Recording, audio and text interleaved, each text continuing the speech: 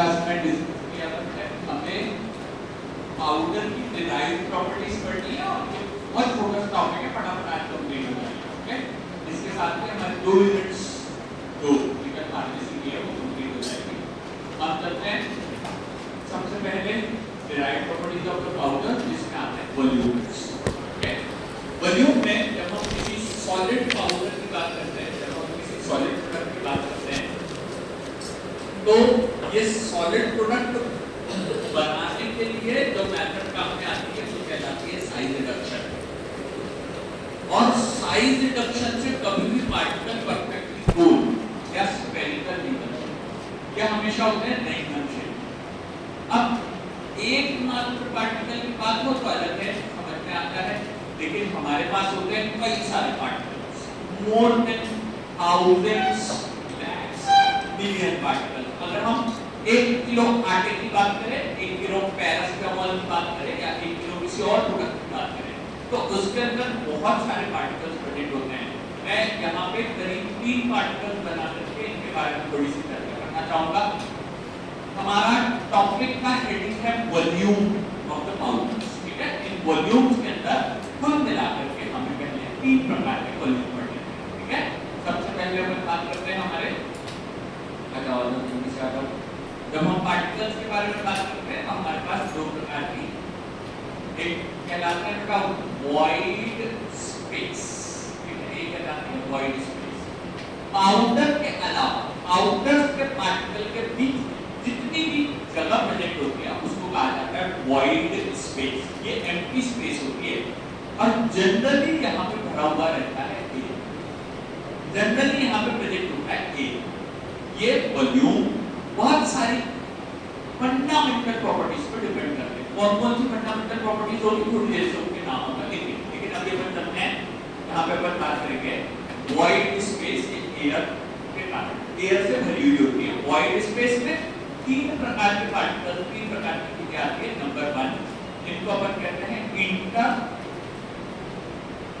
Particulate void space. Second कहलाती है बेटा इंट्रा पार्टिकुलेट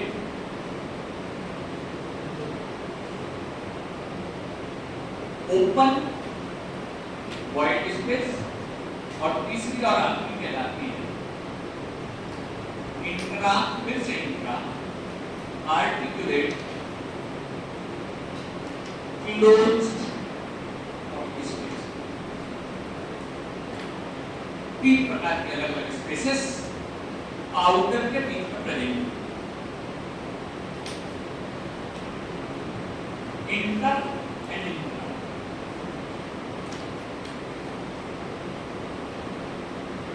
सिंपल लैंग्वेज में एक छोटा सा बॉक्स बनाएंगे, तो बता सकता है अपन ये क्यों बनाते हैं। ठीक, परफेक्ट। अब हम यहाँ पे बात करते हैं इंटर। इसके अंदर एक दो छोटे मोटे वर्ड्स जोड़े जा सकते हैं, जैसे एक वर्ड जोड़ा जा सकता है इंटरमॉलिक्यूलर। ठीक है, इसमें वर्ड जोड़ सकते हैं इंटरमॉलिक्यूलर। तो इससे समझ में आता है कि ये 2 मॉलिक्यूल्स के बीच की बात है। ठीक है, समझाने के लिए एक दो एग्जांपल्स लिख रहा हूं जिससे अपने बेसिक्स क्लियर हो जाए। वॉइड स्पेस 3 प्रकार की है। पहली कहलाती है inter particulate, intra particulate open और इंट्रा पार्टिकुलेट क्लोज। ये 3 प्रकार की फुल वॉइड स्पेस होती है। अब हम यहाँ चलते हैं सेकंड वाले की बात कर लेते हैं। बेसिक में पहुंच रहे हैं जहां पे हमने एक नाम लिखा है इंटरमॉलिक्यूलर। दूसरा वर्ड लिख रहा हूं, ये ज्यादा इजी और समझने लायक है, इंटरनेशनल। इंटरनेशनल। तीसरे वर्ड को लेकर के चलते हैं यहाँ पे। जिस तीसरे वर्ड को हम लोग कहते हैं इंटर कॉलेज। ठीक है, चौथे और आखिरी वर्ड को लेकर के चलते हैं जिसे कहा जाता है इंटर कास्ट। ठीक है, ये चारों चीजें एक ही मटेरियल को समझाने के लिए लिखी गई हैं। इन चारों का प्रीफिक्स जिसको अपन कहते हैं शुरुआत का वर्ड एक ही, यहाँ पे क्या लिखा हुआ है, ये लिखा हुआ है इंटर, ठीक है। और जैसे कि अपन इंटर की बात करते हैं तो मेरा ख्याल बॉयज लोग इसको ज्यादा कोरिलेट कर पाएंगे, इंटरनेशनल क्रिकेट, ठीक है। जब इंटरनेशनल की बात आती है तो क्या ये क्रिकेट एक ही कंट्री में खेला जाता है कि हाँ, मोर देन वन कंट्रीज, खेलने वाले वहां के इंसान ही, India Sri Lanka, India Pakistan, India Australia, India England, लेकिन दो अलग अलग नेशंस के बीच, ठीक है। तो अगर इंटरनेशनल से आप समझ चुके हैं तो अलग अलग नेशंस के बीच में, तो आपको क्या लगता है इंटर मॉलिक्यूलर का मीनिंग क्या होता है? दो अलग अलग मॉलिक्यूल्स के बीच में आपस में लगने वाले बॉन्ड्स इंटर मॉलिक्यूलर बॉन्ड्स कहलाएंगे। तीसरे नंबर की बात करते हैं, यहाँ देखिएगा आपके कॉलेज में लगातार कई सारे इवेंट्स होते रहते हैं, किसी किसी इवेंट में लिखा रहता है इंटर कॉलेज इवेंट, मतलब क्या एनआरआई कॉलेज में ओरिएंटल वाले पार्टिसिपेट ले सकते हैं इंटर कॉलेज में? इंटर कॉलेज में है ना, एलएनसीटी वाले चाहे तो क्या वो किसी दूसरे कॉलेज में जा सकते हैं इंटर कॉलेज में? हाँ, आंसर है हाँ, ठीक है। ये बात अलग है कि कई बार बच्चे पहुंचते, कई बार नहीं पहुंचते, उनके अपने एग्जाम्स वगैरह कुछ कुछ बनते रहता है, लेकिन इंटर कॉलेज का मतलब होता है जब अलग अलग कॉलेजेस के बीच में कंपटीशन हो तो उसको कहेंगे इंटर कॉलेज। कैसे? यहाँ मैंने दो तीन एग्जांपल दिया आपको, इंटर मॉलिक्यूलर हो चुका है, इंटरनेशनल हो चुका है, इंटर कॉलेज हो चुका है, और अब हमारे घरों में कई बार बड़ी दिलचस्पी के साथ आने वाला वर्ड है क्या? Inter class. ये क्या है, हमारे घर की जो मम्मियां हैं, लेडीज हैं, उनको इस वर्ड में बड़ा इंटरेस्ट आता है, भैया वो उनके हाथ जो है वो इंटर कास्ट मैरिज। इसका मतलब ये हुआ कि हुई तो इंसानों में ही है, लेकिन क्या है कास्ट अलग अलग है। तो इसलिए क्या होता है, यहाँ पे अपन वर्ड की बात कर रहे हैं, समझना क्या है हमें, हमारा चारों वर्ड लिखने का मतलब एक ही, हम समझना एक ही चाहते हैं, जिसे कहा जाता है इंटर। इंटर का मतलब दो अलग अलग, ठीक है। उसके बाद आता है दूसरा वर्ड इंट्रा, ओके। अगर आप ही के कॉलेज में दो टीम बना दी जाए तो भैया एक क्रिकेट की एक टीम है, दूसरी बी टीम है, उसमें तीसरा कोई बाहर का प्लेयर खेलने नहीं आ सकता, तो उस कंपटीशन को क्या कहेंगे? इंट्रा, ठीक है। जिसको कोई बाहर का कंपटीशन नहीं हो, आपस में ही बच्चे आपस में सिलेक्ट कर रहे हो इधर हमारी टीम में कौन खेलेगा, तो वो इंट्रा पार्टिकुलेट वर्ड स्पेस कहलाएगी, ठीक है। यहाँ पे ये चारों चीजों में एक ही वर्ड हमारे समझ में आया, इंटर। इंटर का मतलब होता है दो अलग अलग चीजों के बीच, ठीक है। अब देखिए आगे चलते हैं, ये वाला बॉक्स कंप्लीट हो चुका है, इसको बंद कर दिया जाए, और बंद करने से ही ये बेसिक्स का कांसेप्ट कंप्लीट, और फटाफट आगे की तरफ बढ़ते हैं, ठीक है। अच्छा मुझे एक बात बताइए, सॉलिड, लिक्विड और गैस में से किसके मॉलिक्यूल बिल्कुल मूव नहीं करते? इसके कारण पत्थर को, ईंट को, किसी भी थर्माकोल को भी तोड़ा जाए तो वो कभी भी परफेक्टली स्फेरिकल नहीं होता, वो होता है रैंडम शेप, ठीक है। जैसे हम आपस में अपने भी बात करें तो हमें पता है कि हमारा ये जो शरीर है ये भी परफेक्टली स्फीयर नहीं, स्फेरिकल नहीं, गोल मटोल नहीं, ठीक है। हाँ, बचपन में कहीं कहीं पे कुछ बच्चे मिलते हैं गोल मटोल से, लेकिन बाद में जाकर के हम अगर एग्जाम्पल के तौर पर बात करें तो हमारा सारा जो बॉडी है वो रैंडम शेप। एक बात बताइए, यहाँ 30-40 बच्चे बैठे हैं और मान लीजिए कि हर एक बच्चा एक पार्टिकल है, तो मुझे बताइए क्या दो पार्टिकल्स के बीच में थोड़ी बहुत जगह है? ये दो पार्टिकल के बीच की जगह क्या कहलाएगी, इंटर या इंट्रा? पक्का? डन, एकदम सही। तो ये जो दो मॉलिक्यूल्स के बीच की जगह है ना, ये कहलाती है इंटर पार्टिकुलेट वॉइड स्पेस। अब मेरे को अपने आप को मुझे अज्यूम कीजिए, और क्या मेरी बॉडी और मेरे हाथ के बीच में कुछ जगह है लेग्स में?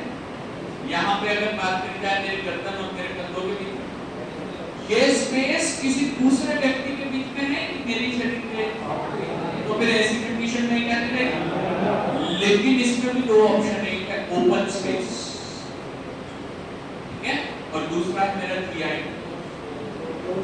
मेरा रेस्पिरेटरी सिस्टम, वो सब क्या कहलाएंगी? Closed space. तो होता क्या है बेटा, जब भी हम किसी पत्थर को तोड़ते हैं, किसी भी, सर ये पत्थर की बात क्यों आ गई? मैंने आपसे पूछा था, पिछली क्लास में पूछा था, एक बात बताओ, अगर किसी बच्चे की बोन टूट जाए तो सबसे कॉमन दवाई कौन सी देते? कैल्शियम की गोलियां देनी पड़ेगी, कैल्शियम की दवाई देनी पड़ेगी। कैल्शियम मिलता कैसे? ठीक बेटा, सर मिल्क से मिलता तो है, लेकिन इतना नहीं मिल सकता कि दवाइयां बराबर आकर के बेची जाए, तो हमें उसे कैसे देना पड़ता है? लाइमस्टोन, चूने के पत्थर से। ठीक है, प्रोसेसिंग होती है, यही प्रोसेसिंग तो फार्मेसी वाले करते हैं, उनको यही सिखाया जाता है कि किस प्रकार से प्रोसेसिंग होगी। और जब भी प्रोसेसिंग के बाद अपन नेक्स्ट लेवल पे चलते हैं, तो इन्हीं प्रोसेसिंग के कारण जो पार्टिकल्स बनते हैं वो इस प्रकार के रैंडम पार्टिकल्स होते हैं। मैं एरो बना रहा हूं, प्लीज बताइएगा ये वाली जगह क्या कहलाएगी? इंटर या इंट्रा? कौन सी? बिल्कुल ठीक है बेटा। और अगर हम इस स्पेस की बात करें, लेकिन ओपन या क्लोज? परफेक्ट, एकदम ठीक। देखो बेटा, अगर चीजों को समझा दिया जाए ना कि होती क्या है, तो आंसर आप बनाते हो, हम नहीं बनाते। ठीक है, आपको समझ में आती है कि चीजें क्या कहलाएगी और कैसी होगी। ठीक है, अपन यहाँ पे एरो लगाते हैं बेटा, ये वाला हो गया ये इंटर पार्टिकुलर, तीनों को मिलाकर वॉइड स्पेस कहा जाता है, तीनों को मिलाकर वॉइड स्पेस कहा जाता है। ये कहलाएगी इंट्रा पार्टिकुलेट ओपन स्पेस। बहुत कम चांसेस रहते हैं, लेकिन कभी कभार किसी के अंदर क्या रहता है, अंदर की तरफ में भी छोटी मोटी स्पेस अवेलेबल हो जाती है, जिनको कहा जाता है intra particulate closed void space. Closed void space, closed void space. Intra particulate closed void space. Sir ये कैसे होगी क्लोज्ड? मैंने अपने शरीर का एग्जांपल बताया, ठीक है। दूसरा एक और एग्जांपल सुनो, मान लीजिए बहुत सारे बांबू, ठीक है, जिसको बांस कहते हैं, ठीक है। अगर बहुत सारे बांस अलग अलग रखे जाए तो क्या उस बांस के बीच में खाली प्रोजेक्ट होती है?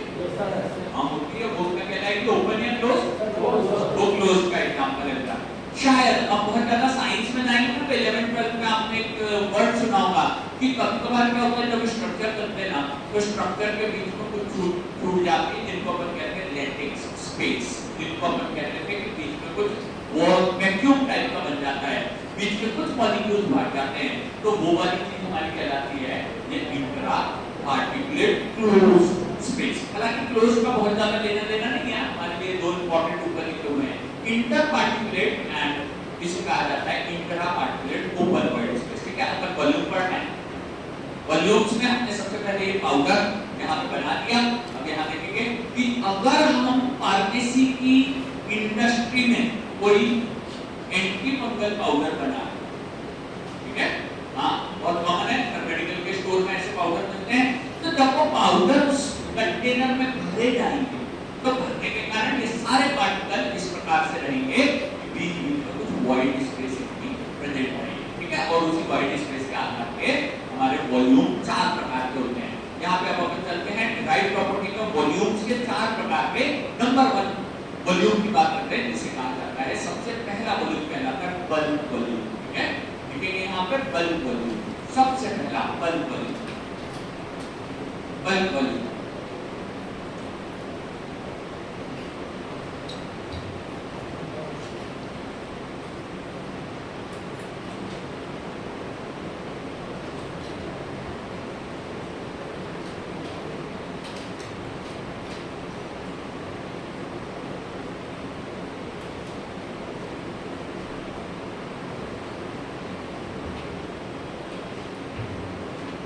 वॉल्यूम का मतलब होता है का वॉल्यूम ऑफ पाउडर प्लस सारी वॉइड स्पेस। तो पाउडर का एक्चुअली में वॉल्यूम है प्लस उसके साथ में जितनी भी वॉइड स्पेसेस हैं, इनको सबको मिला जुला करके एक साथ कहा जाता है these are called as bulk volume. इनको बल्क वॉल्यूम कहा जाता है। ठीक है, बल्क वॉल्यूम कहा जाता है। अब ये क्या होती है, कैसे आती है, मैं 2 मिनट से एक्सप्लेन करता हूं, लेकिन इसी को दूसरी वर्डिंग्स में कहा जाता है बल्कीनेस। बल्कीनेस इसी को दूसरे वर्ड में कहा जाता है का bulkiness. Bulkiness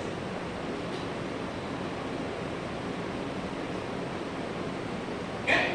bulk volume, bulk volume. हालांकि ये किसी फंडामेंटल प्रॉपर्टी पे डिपेंड करता है। कौन सी फंडामेंटल प्रॉपर्टी 2 मिनट में बताता हूं, लेकिन एक बात बताइए, मेरा ख्याल एक या दो ही ऐसे बच्चे होंगे जो डायरेक्ट है ना ऐसे माहौल में शायद बचपन से रहे होंगे जिस माहौल में शायद उन्हें कभी आटा चक्की पे जाने की जरूरत ना पड़ी हो, लेकिन मैक्सिमम बच्चे जो आटा चक्की पे गए हुए हैं।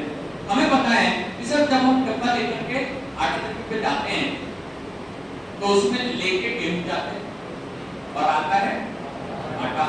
ठीक है, मुझे बताओ क्या अपन जो गेहूं लेकर के जाते हैं वो डब्बा फुल करके लेके जाते हैं? नहीं, फिर क्या करते हैं? एक्स्ट्रा लेके जाते हैं गेहूं। क्या? हाँ बिल्कुल ठीक है, जो सच में गए वही आंसर दे पाते हैं, जो गए नहीं है उनको पता ही नहीं। जो डायरेक्ट आशीर्वाद का 5 किलो का डब्बा खरीद के लाते हैं उनको ये सब नहीं समझेगा। लेकिन हाँ ये पक्की बात है कि सर अगर अपन आटे के डब्बे को पूरा गेहूं से भर के गए तो इतना आटा का वॉल्यूम हो जाता है कि उसको अपन लेकर के भी नहीं आ सकते, इसलिए हम करीब आटे से थोड़ा कम डब्बा लेकर के जाते हैं। जो पिसने के बाद उसका वॉल्यूम बढ़ जाता है, वजन बढ़ जाता है। क्या वजन भी बढ़ जाता है? नहीं सर, ठीक है, 10 किलो लेके गए तो 10 ही आएगा या नहीं ये चक्की वाले भैया की मर्जी पे डिपेंड करता है। ठीक है, कभी कभार वो है ना थोड़ा बहुत, लेकिन हाँ भाई वजन नहीं चेंज होता, बट क्या बढ़ जाता है? वॉल्यूम। क्या बढ़ जाता है? नीचे लिखा है बल्कीनेस। अब बताओ गेहूं के कंपैरिजन में आटे का पार्टिकल साइज छोटे छोटे बहुत सारे पार्टिकल जब उसी डब्बे में भरे जाते हैं तो उनके बीच में बहुत सारी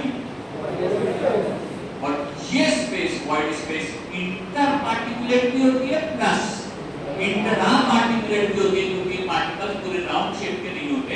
और ये बल्कीनेस यहाँ पे बात कर रहे थे, यहाँ पे अपन बात कर रहे थे कि जो बल्क वॉल्यूम होता है इसके अंदर volume of powder plus void space दोनों चीजें इसके अंदर प्रेजेंट होती है। ठीक है, इस वॉल्यूम को निकालने के लिए जो एपरेटस काम में आते हैं, जो एपरेटस काम में आते हैं, ये एपरेटस सिंपल मेजरिंग सिलेंडर हो सकते हैं, ये सिंपल मेजरिंग सिलेंडर हो सकते हैं। मेरा ख्याल सभी लोग इसका स्ट्रक्चर आराम से निकाल सकते हैं, बेटा मैं आपको सजेस्ट करूंगा कि आपकी सेशनल हो, आपकी यूनिवर्सिटी के एग्जाम हो या कुछ भी हो, अलग से कहीं की कोई वीडियो देखने की जरूरत नहीं है। आपको बिल्कुल जो मैं लिख करके आ रहा हूँ पूरा बना करके आएंगे, आपको 15 में से कहूँगा 15 में से 13 नंबर आपके ठीक है, कहीं भी कोई नंबर काटने वाला नहीं है। आप यहाँ पे इस प्रकार से एक मेजरिंग सिलेंडर बना देंगे, इस मेजरिंग सिलेंडर में यहाँ पे होते हैं बेटा हमारे माध्यम। ठीक है, एग्जाम्पल के तौर पे हमारा 100 ग्राम पाउडर डाला हमने। सर किस चीज का पाउडर है? मान लो पैरासीटामोल। अब ये बता दो ये किस चीज की दवाई है? फीवर। बिल्कुल ठीक, पैरासीटामोल। और भी कई सारी हो सकती है, लेकिन अभी अपन केवल पैरासीटामोल के बारे में चर्चा करेंगे। और अगर हमने इस ग्रेन्यूल्स इस पाउडर को हमारे मेजरिंग सिलेंडर में डाला तो मेजरिंग सिलेंडर में डालने के बाद ये पूरी स्पेस को ऑक्यूपाई करने के बाद और पूरी स्पेस को ऑक्यूपाई करने के बाद इसके बीच में वॉइड स्पेस भी रहेगी और वॉइड स्पेस को ऑक्यूपाई करने के बाद मान लीजिए इसका वॉल्यूम 100 ml आया। ये एक एग्जांपल है, इसके बाद में इसके कुछ छोटे-छोटे कैलकुलेशन भी दूंगा तो आपको ये चीज ध्यान रखनी है। ये 100 ml 100 ग्राम का पाउडर यहाँ पे हो गया। इसे कैसे निकालते हैं? सब कुछ भी नहीं करना है, क्या वजन देना है 100 ग्राम और मेजरिंग सिलेंडर में उसको भर देना है। कई बार इधर उधर बह जाता है, गिर जाता है, इधर उधर निकल जाता है, लेकिन अपने को निकलने से बचाने के लिए कभी कभार अपन उसको फनल भी लगा देते हैं। आगे चलते हैं, ये बल्क वॉल्यूम कंप्लीट हो चुका है। दूसरे वॉल्यूम के बारे में चर्चा करते हैं। एक बात प्लान करना होता है, इस बल्क वॉल्यूम को कई बार बी या B0 से भी लिखा जाएगा। ठीक है, 0 यानी इनिशियल, 0 यानी इनिशियल, ऐसे नीचे लिखते हैं B यानी बल्क, 0 यानी इनिशियल, ये वॉल्यूम कहलाता है। ठीक है, पहला वॉल्यूम कंप्लीट हो चुका है। दूसरे वॉल्यूम पे चलते हैं। सेकंड वॉल्यूम का नाम होता है हमारा, यहाँ पे लिखा जाता है tap volume. Tap volume, tap volume.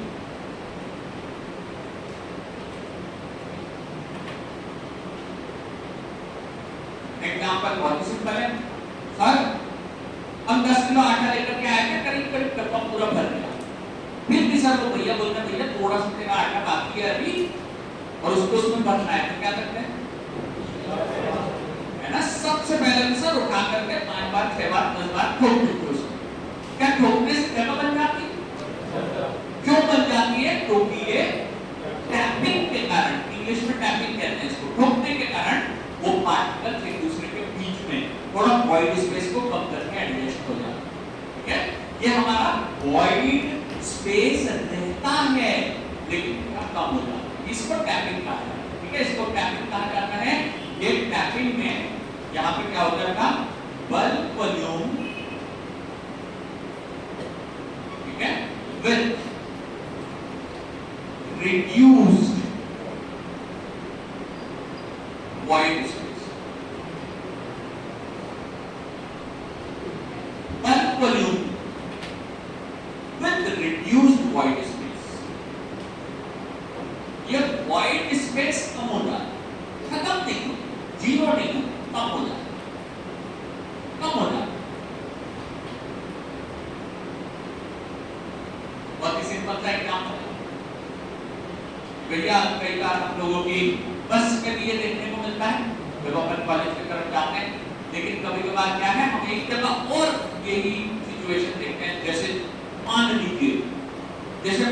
लीजिए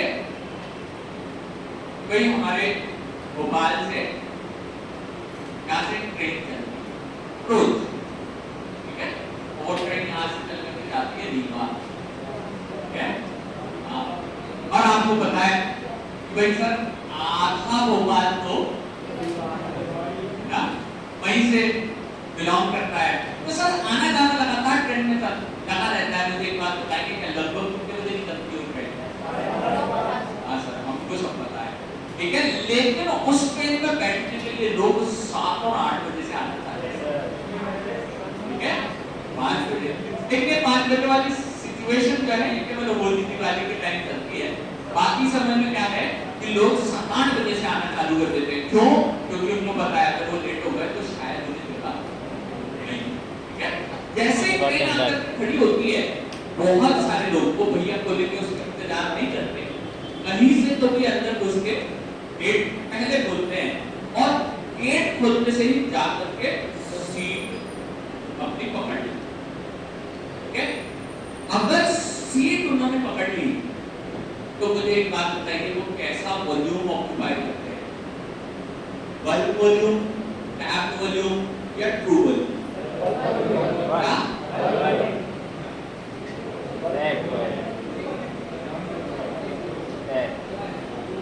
चलो ठीक है, बिल्कुल कहाँ जाते हो, यहाँ से निकल करना है तुम्हारा, हाँ नहीं लोकल तुम रेमांचल की बात नहीं जानते, ठीक है। खैर एक जस्ट एग्जांपल के तौर पर बता रहा हूं, लेकिन जो भी व्यक्ति सबसे पहले किसी भी ट्रेन में घुसता है वहां से अपनी जगह पे आजू बाजू 2-3 बैग जमा करके पैर ऊपर खड़ा करके जितनी जगह घेर सकते हैं उतनी जगह घेर, ठीक है, क्योंकि सर लंबा रास्ता है सर, कैसे एक जैसे बैठ करके जाऊंगा और मेरी जगह है, मैं जैसे जाऊं वैसे बैठूं और जितना बल्क वॉल्यूम होता है उतना 7 बजे 8 बजे तक यही सिचुएशन रहती है। फिर कुछ है ना रीवा वाले काम धाम करके भी आते हैं, बहुत तो ऐसे ही कॉलेज छूटा सर 4 बजे तो पहुंच गए, लेकिन जब कोई व्यक्ति अपने ऑफिस से 8-9 बजे आता है तो थोड़ा लेट हो जाता है, जैसे ही वो वहां पहुंचता है तो हल्का सा टैपिंग चालू होती है, ठीक है, टैपिंग चालू होती है, ये क्या ऊपर ना करके चल बैठ उठा वो भी जाना है तो अकेला नहीं जाने वाला, ठीक है, चलो थोड़ा उधर सरको, ठीक है, फैमिली हमारे साथ ये बैठेगी, ठीक है। फिर जब टैपिंग चालू होती है तो व्हाट डू यू थिंक, वो बैग ऊपर ही रह सकते हैं क्या? नहीं सर, वो बैग को नई व्यवस्था करनी पड़ेगी और तो पैर ऊपर करके बैठते वो लोग है ना, धीरे धीरे वॉल्यूम जो है आपका क्या होने लगता है, कम होने लगता है, ठीक है। और रानी कमलापति से जब वो ट्रेन चल करके भोपाल स्टेशन पहुंचती है, जब तक स्थिति कैसी आ जाती है ये वो ट्रेन वाले भी बता सकते हैं। हालांकि हमारे इंडिया में 140 40 करोड़ से ज्यादा लोगों का हर ट्रेन की ये स्थिति रहती है, क्योंकि इस ट्रेन का हम बहुत अच्छे से एग्जांपल जानते हैं, इसलिए इस ट्रेन की बात कर रहे हैं। बाकी सब जगह सेम सिचुएशन रहती है, बल्क वॉल्यूम हमेशा धीरे धीरे कम होता चला आता है। सुनो, जब भी पाउडर हॉपर से गिरेगा, नाम सुना है क्या हॉपर? yes, sir. और नीचे किसी गाय कैविटी में टैबलेट बनने के लिए जाए, तो आपको क्या लगता है कैसा वॉल्यूम देगा? सबसे पहले बल्क वॉल्यूम देगा, ठीक है? और फिर क्या होता है, उसको दोनों पंच उसको दबाना चालू करते हैं। जब दबाना चालू करते हैं तो धीरे धीरे उसका वॉल्यूम हटेगा। क्या नॉर्मल या पाउडर का वॉल्यूम या वॉइड स्पेस? हाँ जी, सबसे पहले क्या चीज जाती है?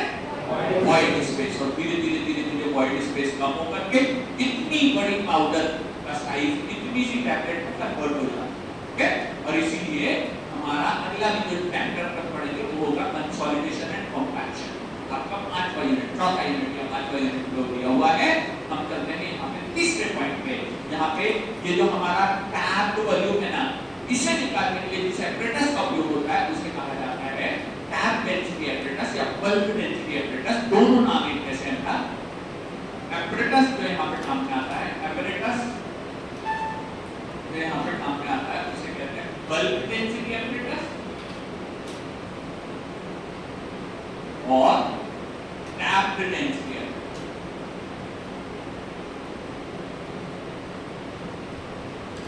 हालांकि बेटा दोनों वर्ड एक साथ नहीं आएंगे, दोनों में से कोई एक ही आएगा। कई बार ये नहीं देते हैं, ये लिख देते हैं, इसलिए मैं दोनों आपको पढ़ा देता हूँ।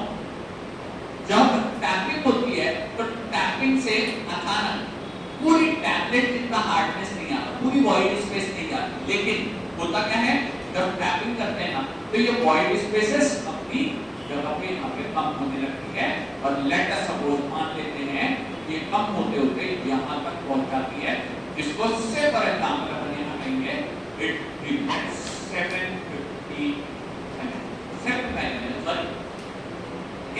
यहाँ पे भी ऐसे गिरता।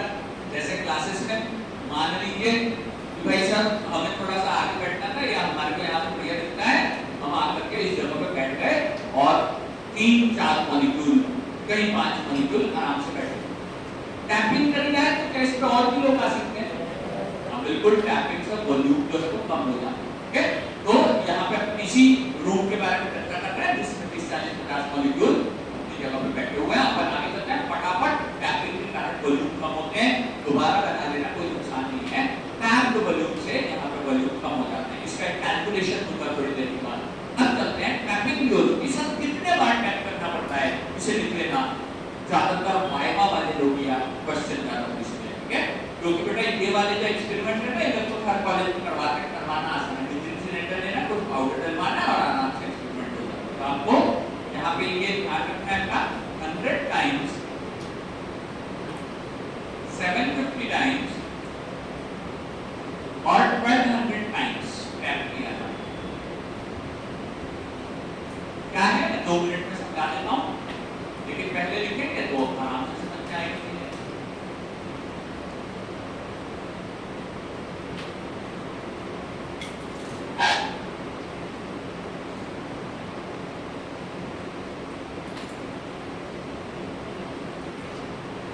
ठीक है, तो लीजिए, हालांकि पाउडर तो पाउडर की चीजें डिपेंड करती है बेटा, लेकिन सामान्य तौर पे क्या होता है कि जैसे सब मान लीजिए अपने पास चीनी का डब्बा है, चीनी तो लगभग सभी लोग भरते हैं, जो आटा पिसाने नहीं गए वो लोग चीनी भरते हैं। हमें पता है पूरा भर जाए तो थोड़ा हल्का सा हिलाने पे सर को नीचे की तरफ चला जाता है। सर 100 बार टैप करेंगे तो क्या होगा, एकदम खाली नहीं हो जाएगा, उसकी एक लिमिट रहती है। ठीक है, 100 बार करो, 750 बार करो या 1200 बार करो।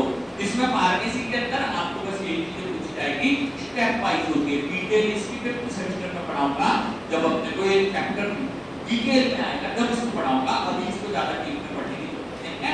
इसको 100 टाइम्स टैप किया जाता है, जिसको जो है या तो 100 के बाद 750 बार फिर से टैप किया जाता है और 1200 बार फिर से टैप किया जाता है। जब तक इसके वॉल्यूम कम होना बंद नहीं हो जाता तब तक इसको टैपिंग करी जाती है। ठीक है, तो इसको अपन करते हैं यहाँ पे tapped volume, tap density, sorry density अभी पढ़ाऊंगा, टैप वॉल्यूम दो प्रकार के वॉल्यूम पढ़ा चुका हूं, एक कहलाते हैं बल्क वॉल्यूम, दूसरे कहलाते हैं टैप वॉल्यूम। अब तीसरे को चलते हैं, यहां से क्वेश्चन ज्यादा आते हैं, बड़े क्वेश्चन आते हैं यूनिवर्सिटी के एग्जाम में भी और सारी की सारी कॉम्पिटिटिव एग्जाम्स में भी ये तैयारी हमारी हो जाती है बेटा। तीसरे नंबर पे चलते हैं, उसे कहा जाता है ग्रेन्युलर वॉल्यूम। तीसरे नंबर पे चलते हैं, उसे कहते हैं granular volume. Granular volume, granules, granular volume. ये भी मेरा कॉलेज में काफी सारे लोगों ने बनाए होंगे। ग्रेन्यूल्स का मतलब होता है जब कई सारे छोटे-छोटे पाउडर्स को मिला करके उसमें बाइंडर डाल के उसको एक जैसा कर दिया जाता है, उसे कहते हैं ग्रेन्यूल्स।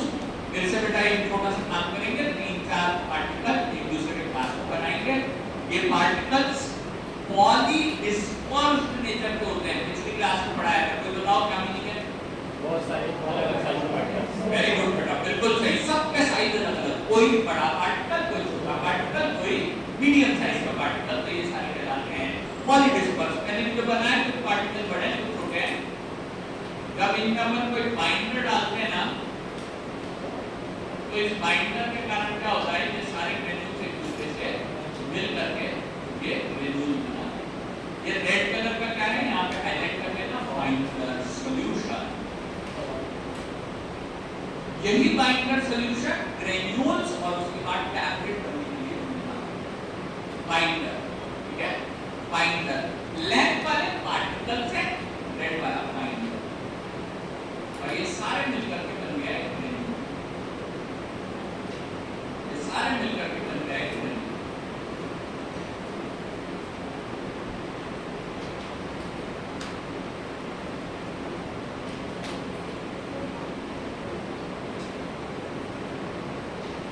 ये क्या कहते हैं बेटा, ग्रेन्यूल। अब एक बात बताओ, आपको क्या लगता है इस ग्रेन्यूल के कारण, बोर्ड पे देखना, बाद में ड्राइंग पैड कर लेना, बोर्ड पे देख करके बताओ, आपको क्या लगता है इसके कारण वाइड स्पेस बढ़ गई कि कम? क्या? क्यों भाई?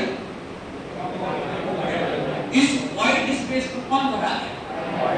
तो बाइंडर सॉल्यूशन ने इसकी वाइड स्पेस को और कम कर दिया।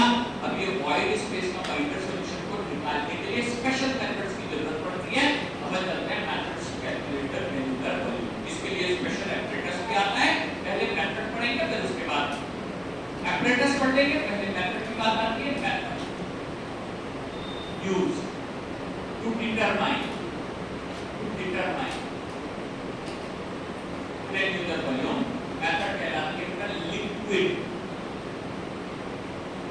Displacement method.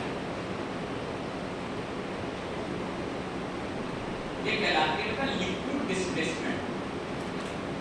लिक्विड डिस्प्लेसमेंट, ठीक है, लिक्विड डिस्प्लेसमेंट। जिस लिक्विड का उपयोग किया जाता है वो लिक्विड कहलाता है mercury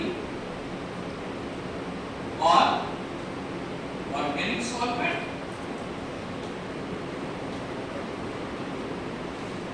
rarely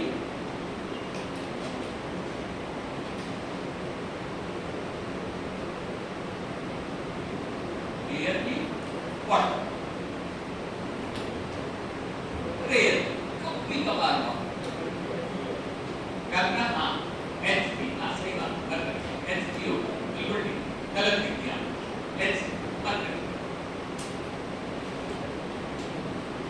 liquid displacement. Liquid displacement granular volume निकालना। आप लोगों ने सही बताया कि सर ग्रेन्यूल बना दोगे तो वाइड स्पेस और कम हो जाएगी, लेकिन पूरी खत्म नहीं होगी, पूरी खत्म नहीं होगी। ग्रेन्यूल्स के बीच में कुछ ना कुछ वाइड स्पेस प्रेजेंट होगा। अब ये लिक्विड डिस्प्लेसमेंट मेथड क्या है, किस प्रकार काम होता है? बहुत ही आसान काम। क्या हमारा यहाँ पे मेथड है, ध्यान से लिखिएगा। apparatus used is called as liquid picnometer, ठीक है, ये मेथड हुई। अब अपन बात कर रहे हैं apparatus। apparatus used is called as liquid picnometer। liquid picnometer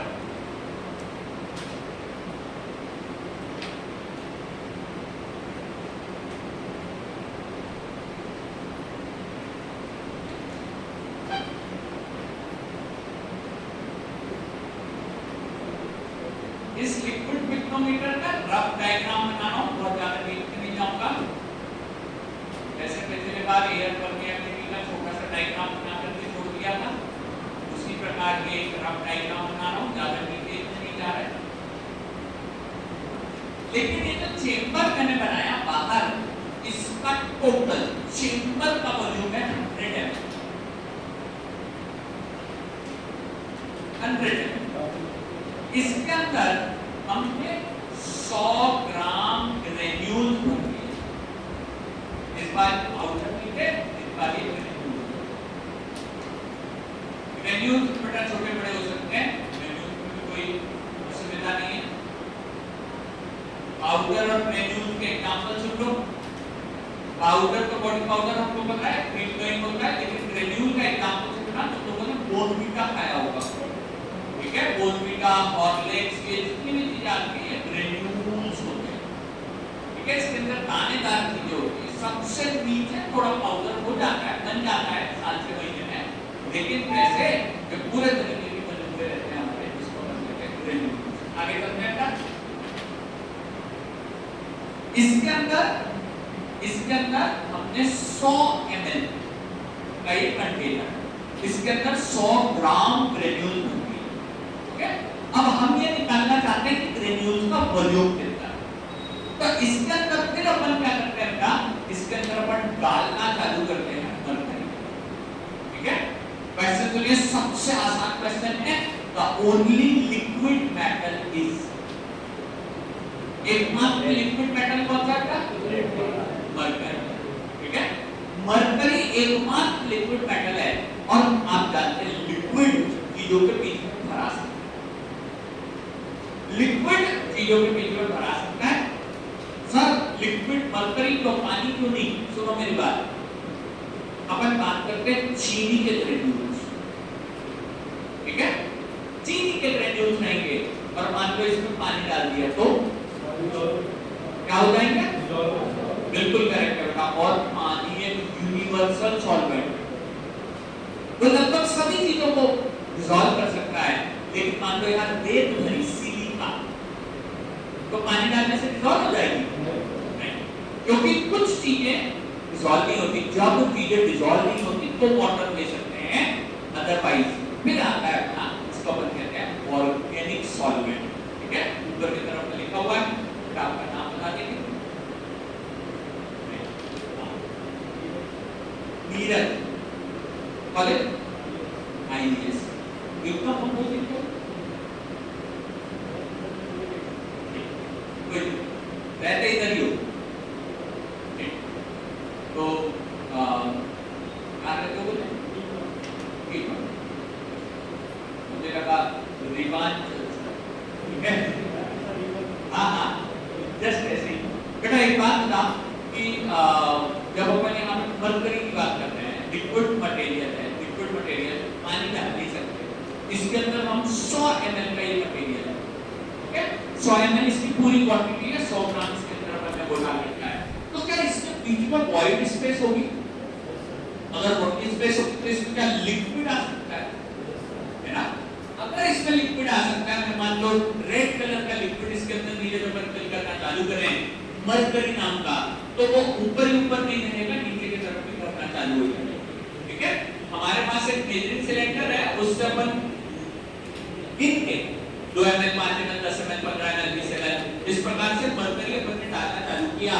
और लेट अस सपोज, बाकी सब लोग ध्यान देना बेटा, अगर ये मान लीजिए 50 ml मरकरी इसके अंदर आया और अब ये पूरे तरीके से ऊपर तक फिल हो चुका, ठीक है।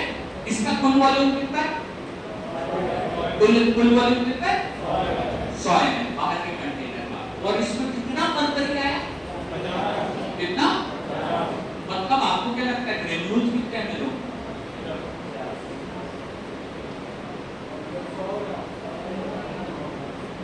देखो ग्राम और वॉल्यूम में अंतर, ग्राम वजन को कहते हैं और अपन पढ़ रहे हैं वॉल्यूम। सर क्यों पढ़ा रहा हूं वॉल्यूम?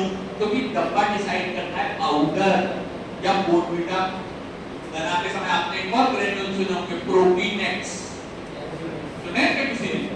प्रोटीन के सप्लीमेंट सप्लीमेंट्स आते हैं बेटा, क्योंकि आजकल कहा जाता है कि सब जो खाने की चीजें हैं इतनी बड़ी जनसंख्या के लिए वो ओरिजिनल नहीं होती, इसके लिए उसमें सप्लीमेंट नहीं होते, तो आजकल बॉडी बनाने के लिए प्रोटीन दे देते हैं, ठीक है, प्रोटीन एक्स की बात कर रहे हैं।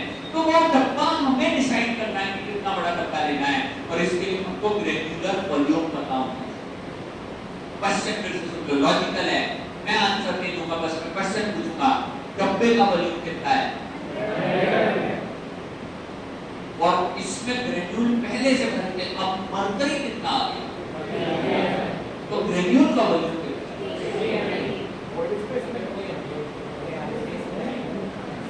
सही आंसर यही है बेटा।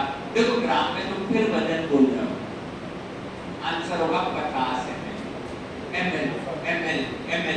क्यों 50 क्या आया, मरकरी, यानी बाकी 100 में से कितना बचा है, और उसमें क्या था पहले से, ग्रेन्यूल्स, ठीक है, ग्रेन्यूल्स। मतलब मान लो कि आपने गमला लगाया, उस गमले के अंदर मिट्टी भर दी और उसके अंदर मान लो कि भाई पानी भी डाल दिया। अब पानी भी तो कभी ना कभी वो हो जाएगा, सब गमले में छेद होता है, तो बात अलग है, ठीक है, तो पानी वहां से बह जाएगा। लेकिन अगर अपन यहाँ पे पूरा पैक करके बात करें, सब मरकरी 50 ml आया, तो बाकी का क्या है, 50 ml करीब उसमें मटेरियल रहेंगे ग्रेन्यूल्स, ठीक है। हाँ, क्वेश्चन बदल रहा हूँ, अगर मरकरी 40 ml में फुल हो जाए, 60 ml क्या होगा, ग्रेन्यूल्स का वॉल्यूम, ग्राम नहीं, वॉल्यूम, ठीक है। तो इस प्रकार से क्या होता है, लिक्विड को डिस्प्लेस करके, लिक्विड डालने से जितना बचा खुचा मटेरियल है उसके आधार में जो वॉल्यूम निकाला जाता है उसे कहा जाता है ग्रेन्युलर वॉल्यूम, इसको कहते हैं ग्रेन्युलर वॉल्यूम, ठीक है। ये टैपिंग के बाद की स्टेप है। अब आगे चलते हैं, ग्रेन्युलर वॉल्यूम में मरकरी लेते हैं, पानी क्यों नहीं लेते, क्योंकि पानी कई चीजों को डिसॉल्व कर देता है, मरकरी में बहुत सारी चीजें डिसॉल्व ही नहीं, ठीक है, इसलिए मरकरी को लिया जाता है। और इसे हम लोग इस एपरेटस को लिक्विड पिक्नोमीटर या मरकरी पिक्नोमीटर कहा जाता है, दूसरा नाम लिख लेना, मरकरी पिक्नोमीटर, इसको मरकरी पिक्नोमीटर भी कहते हैं। ये वाला पोर्शन यहाँ पे कंप्लीट हो चुका है बेटा। अब हम आगे चलते हैं, लगभग लास्ट पोर्शन पे चलते हैं, जिसे लास्ट टाइप के वॉल्यूम को कहा जाता है, उसे कहते हैं true volume, true volume, true volume, सच का वॉल्यूम, ट्रू वॉल्यूम। कोई कंफ्यूजन, कोई क्वेश्चन हो तो अभी पूछ लो, कोई समस्या नहीं।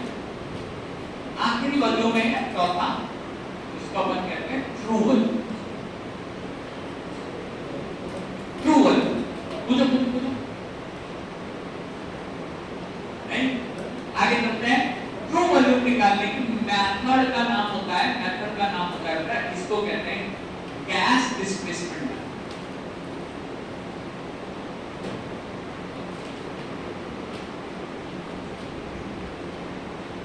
एक बात के बताओ, लिक्विड और गैस में से कौन ज्यादा डीप पेनिट्रेट कर सकता है,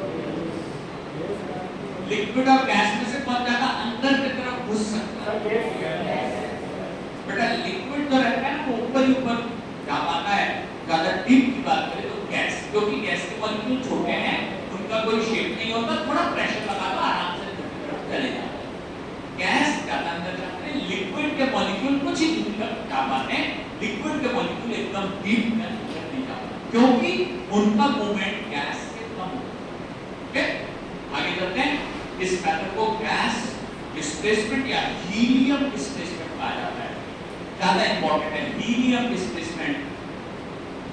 अब ठीक है, मैं थोड़ा आगे चला गया था, Hg जगह मैंने पहले ही मैं हीलियम डिस्प्लेसमेंट पे आ गया था, ठीक है। हम लोग लगातार वही चीजें अगले पॉइंट चलते रहते हैं, उसके बाद चल बोल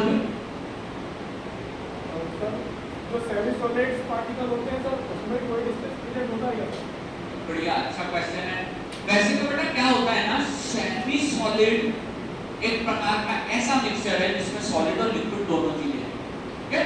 अब अगर मान लो अपन ने घर पे आटा गूंथ दिया, आटा लगा दिया, ठीक है, तो आटा अगर लगा दिया तो क्या उसके बीच में एयर बचेगी कि पानी चला जाएगा? आटा लगाने के बाद उसमें एयर रहेगी, क्योंकि उसके अंदर क्या जा चुका है, वो सेमी सॉलिड है। आप उसको शेप बिगड़ चेंज कर सकते हो, सेमी सॉलिड ए बेटा कोई एयर प्रेजेंट नहीं रहती, इसीलिए अपन वॉइड स्पेस होगी ऐसा नहीं कह सकते, ठीक है। इसीलिए अपन माइक्रोमैट्रिक्स में पाउडर्स निकालते हैं, लिक्विड में भी कभी वॉइड स्पेस नहीं रहती, ठीक है, सेमी सॉलिड में भी नहीं रहती। वॉइड स्पेस केवल पाउडर्स में प्रेजेंट होती है। एक क्वेश्चन आपका था, और किसी को क्वेश्चन है तो आगे बढ़े फटाफट। यहाँ पे अपन बात करते हैं पाउडर्स के टू वॉल्यूम की, टू वॉल्यूम अलग-अलग मेथड हो सकते हैं। यहाँ पे अपन बात करेंगे, इसे निकालने के लिए हीलियम डिस्प्लेसमेंट मेथड का यूज किया जाता है और एपरेटस कहलाता है हीलियम पिथनोमीटर। हीलियम पिथनोमीटर, हीलियम पिथनोमीटर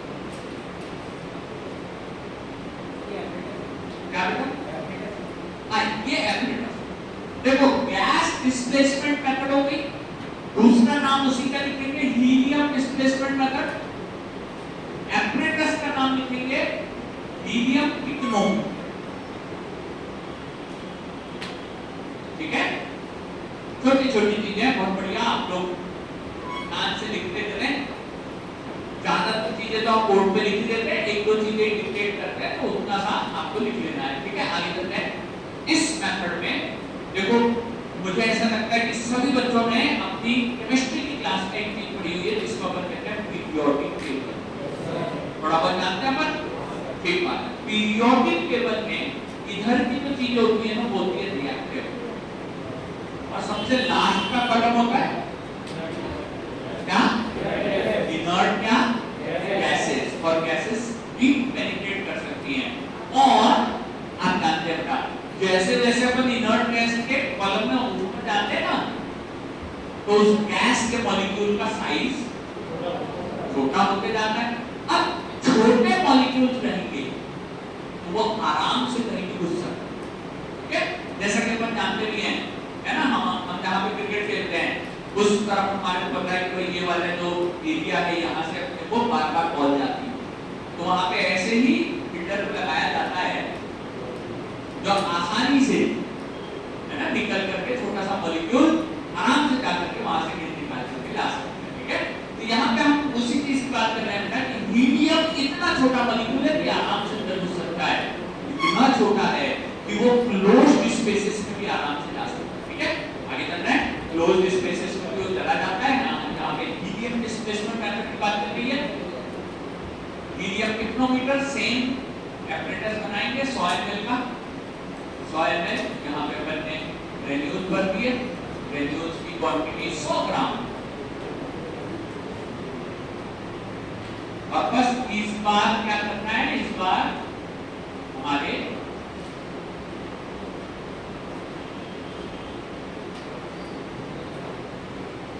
नाप करके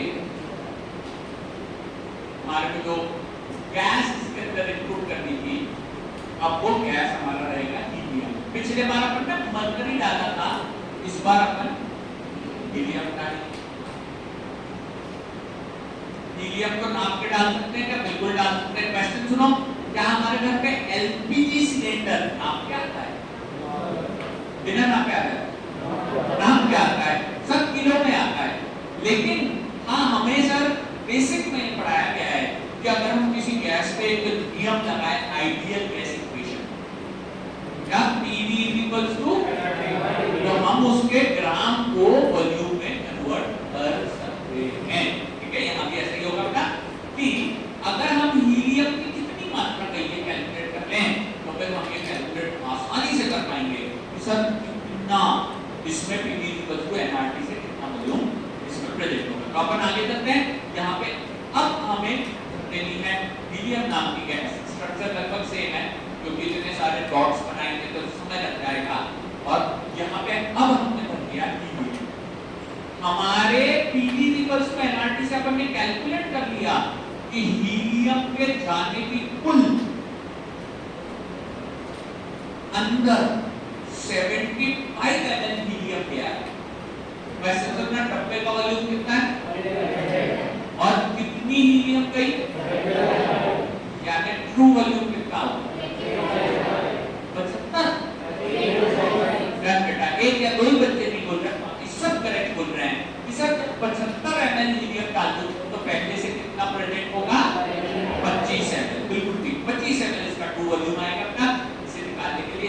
हीलियम को माइनस करके, कुल वॉल्यूम से हीलियम को माइनस करके इसको निकाला जा सकता है। माइनस कर रहे हैं, हटा रहे हैं, इसके मेथड को कहा जाता है डिस्प्लेसमेंट और इस मेथड से हम इसके एक्चुअल वॉल्यूम को निकाल पाते हैं। ठीक है, हमारे तरह है यहाँ पे ये ट्रू वॉल्यूम कंप्लीट हुआ। बस ट्रू वॉल्यूम का एक फार्मूला लिखेंगे जिसको बी ट्रू के नाम से जब रिप्रेजेंट करते हैं तो इसी का मतलब होता है बी बल माइनस बी वॉइड। वॉइड का वॉल्यूम जब हटा दिया जाएगा बल्ब के वॉल्यूम से, बल्ब वॉल्यूम कितना था 100 है और उसमें से कितना हटा दिया वॉइड का वॉल्यूम। वॉइड कितनी, वॉइड में क्या भरा रहता है गैस, और हमने बाकी की गैस हटा करके कौन सी गैस भर दी, और हीलियम का वॉल्यूम कितना आया, तो फिर यहाँ पे कैलकुलेट हो जाएगा आराम से कि कितनी मात्रा में मटेरियल है। यहाँ पे हम बात करेंगे b true equals to b bulb minus b void. आगे चलते हैं, ये वाला पोर्शन, ये वाला मटेरियल, ये वाली चीजें कंप्लीट हो चुकी है। हमारी ट्रू वॉल्यूम हमारा यहाँ पे डन हो चुका है। इसे निकालने के लिए हमारे पास ये दो तीन चीजें प्रेजेंट है। ठीक है, बोलिए सर इसमें तो और भी गैस प्रेजेंट हो जाएगा, जैसे अपना ऑक्सीजन एटमॉस्फेयर में रखो, बिल्कुल सही बात है। ऑक्सीजन इस नेचर का ड्रग है बेटा, जिसको अगर आपने यहाँ पे भर दिया तो वो इस चीज को ऑक्सीडाइज यानी रिएक्शन करवा देगा। ठीक है, और ऑक्सीजन के मामले में हीलियम छोटी है और छोटी हल्की। ठीक है, एटॉमिक वेट में बात करेंगे तो हल्की कहलाएगी। ठीक है, मैं अगर आयनिक रेडियस में बात करूंगा तो छोटी कहलाएगी। और जो छोटे मॉलिक्यूल्स होते हैं ना वो आराम से अंदर घुस सकते हैं, इसीलिए हीलियम का उपयोग किया है। ठीक है, तो इसको रख कर देते हैं। अभी चलते हैं अपन अगले वाले पॉइंट पे, इसको अपन लगभग नेक्स्ट हमारा डिराइव्ड प्रॉपर्टी कहलाएगी। कॉपी में देख करके बताइए, डिराइव्ड प्रॉपर्टी किन पे डिपेंड करती है, क्या? बिल्कुल ठीक बात है बेटा, यहाँ एक पॉइंट लिखना है, लेकिन लिखने से पहले मैं आपसे एक क्वेश्चन पूछ रहा हूँ, बल्ब वॉल्यूम का दूसरा नाम क्या है? क्या? क्या? ये डिपेंड करती है पार्टिकल साइज। क्या? ये डिपेंड करती है पार्टिकल साइज, ये डिपेंड करती है पार्टिकल के साइज। क्वेश्चन सुनना भाई, अगर पार्टिकल का साइज कम कर दिया जाए तो बल्बीनेस कैश हो जाती है। पक्का? गुड बेटा, कॉन्फिडेंट रहो, अच्छी चीज है, बिल्कुल सही है। सुनो, कितने बड़े बड़े गेहूं लेकर के गए थे, जब आटा पिसवाया तो गेहूं का साइज और बल्ब, ठीक है, 1 किलो गेहूं इतना सा, 1 किलो दलिया, उससे थोड़ा वॉल्यूम ज्यादा हो जाता है, और 1 किलो आटा और ज्यादा हो जाता है। 1 किलो मैदा लेने जाओ तो उसका वॉल्यूम और बढ़ जाता है। जैसे जैसे साइज बारीक होता है ना, वैसे वैसे वॉल्यूम बढ़ता है, वजन नहीं चेंज होता, उसके बीच की वॉइड स्पेस बदलते जाती है, जिसके कारण वो अपने को इस प्रकार लगता है। बिल्कुल सही बात है बेटा, ये दोनों एक दूसरे के इनवर्सली प्रोपोर्शनल है। Particle size and bulkiness are inversely proportional to each other. ठीक है, तो हम फंडामेंटल प्रॉपर्टी की बात कर रहे थे कि कौन सी फंडामेंटल प्रॉपर्टी से वॉल्यूम डिपेंड करेगा, तो यहाँ पे करेक्ट आंसर मिला पार्टिकल के साइज से ये डिपेंड करेगा। आगे चलते हैं, सेकंड वाले पे चलते हैं, डिराइव्ड प्रॉपर्टी नंबर 2। पहली प्रॉपर्टी पढ़ी है वॉल्यूम, दूसरी प्रॉपर्टी पे चलते हैं। सर वॉल्यूम वगैरह क्यों पढ़ाए हो, ताकि अपन कंटेनर के साइज वाइज ये सब डिसाइड कर सकें कितनी जगह लगेगी हमको इसे रखने में। ठीक है, सुनिए बेटा, 100 किलो रुई और 100 किलो लोहा रखने के लिए सेम जगह लगेगी क्या? रुई में कम जगह में हो जाएगा क्या? बिल्कुल ठीक है। इसी प्रकार अपन 100 ग्राम के पाउडर के डब्बे और है ना 100 ग्राम की टैबलेट के बारे में चर्चा करने वाले हैं। आगे चलते हैं, ड्राई प्रॉपर्टी नंबर 2, ये प्रॉपर्टी कहलाती है, सेकंड प्रॉपर्टी कहलाती है हमारे बेटा, इसे कहते हैं डेंसिटी। डेंसिटी आसान क्वेश्चन है, कोई बता दीजिए फॉर्मूला क्या होता है इसका? क्या? बिल्कुल ठीक बेटा, डेंसिटी का फॉर्मूला होता है mass upon volume. Mass upon volume. Density का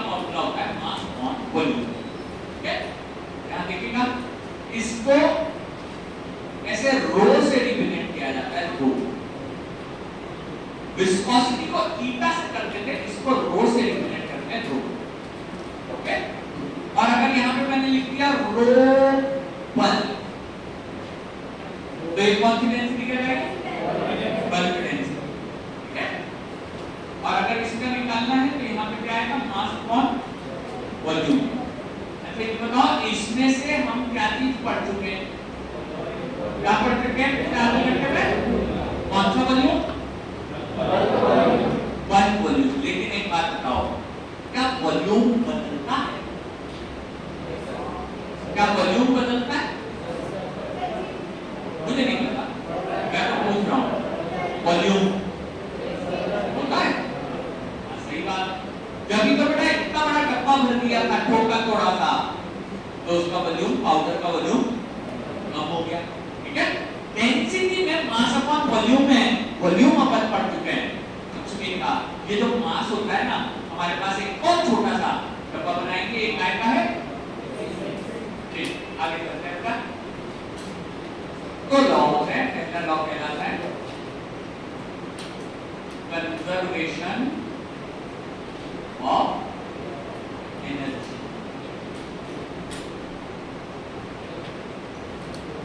तो नियम होते हैं लगभग मिलते जुलते। पहला नियम कहलाता है conservation of energy, law of conservation of energy. Hindi में कहते हैं ऊर्जा संरक्षण का नियम। ठीक है, हमारे पास पढ़ने वाले कम से कम 50% करके हिंदी मीडियम के रहते हैं, और आपको जान करके थोड़ा शायद अजीब लगे कि हम सारे टीचर्स हिंदी मीडियम से पढ़ेंगे। ठीक है, कोई भी हमारे यहाँ से अंग्रेजी मीडियम से नहीं पढ़ा है। ठीक है, इसीलिए हम लोग क्या है, थोड़ा सा दोनों लैंग्वेजेस में आपसे आराम से बात कर पाते हैं। ठीक है, अब अपन यहाँ पे बात कर रहे हैं कंजर्वेशन ऑफ एनर्जी की बात जब करते हैं, तो ये रूल ये कहता है कि ना तो एनर्जी क्रिएट होती है, डेवलप करी जा सकती है, ना ही नष्ट होती है। ये केवल एक फॉर्म से, बिल्कुल सही, इसका बहुत सिंपल एग्जांपल है और बहुत लॉजिकल एग्जांपल है। हम सभी लोग ये जानते हैं, अप्रैल का महीना चल रहा है और धूप हमें पता है कितनी जरूरत है। ठीक है, हमें पता है ये कंजर्वेशन ऑफ एनर्जी का लॉ उस बच्चे को सबसे अच्छा समझ में आएगा जो दोपहर 2 बजे धूप में खड़ी हुई अपनी मोटरसाइकिल पे जाकर के बैठी, तब उसे समझ में आएगा कि ऊर्जा केवल एक जगह से दूसरी जगह ट्रांसफर होती है, ना तो उत्पन्न होती है ना ही नष्ट होती है, बस एक जगह से दूसरी जगह ट्रांसफर हो जाती है। ऊर्जा संरक्षण का नियम है। इसी प्रकार जो दूसरा लॉ होता है उसे कहा जाता है कंजर्वेशन ऑफ मास।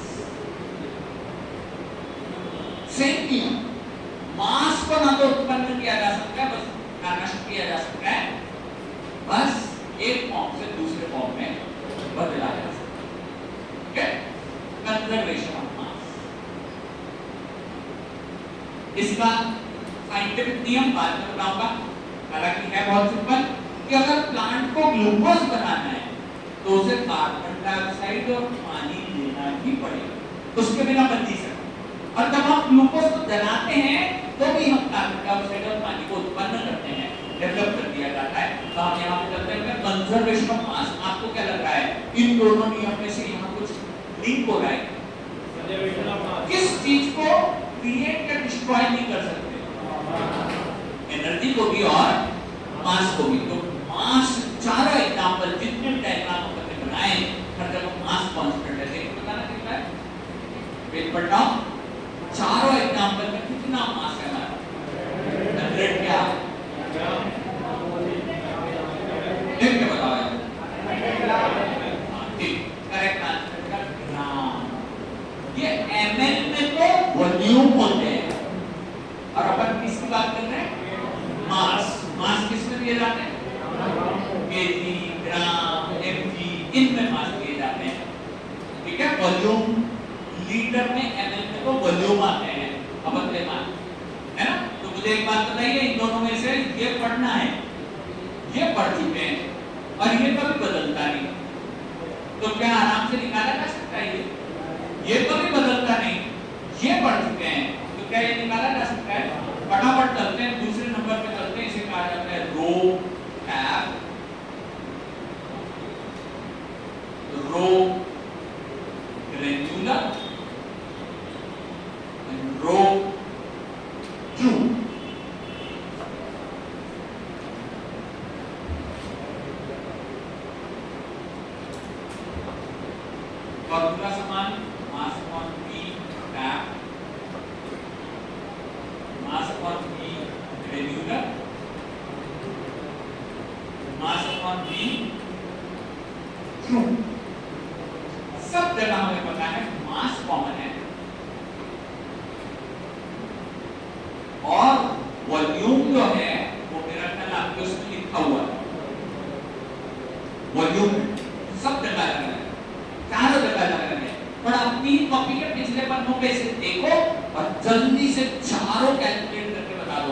और उसके बाद में 2 क्वेश्चन पूछूंगा तुम लोगों से, सब लॉजिकल है।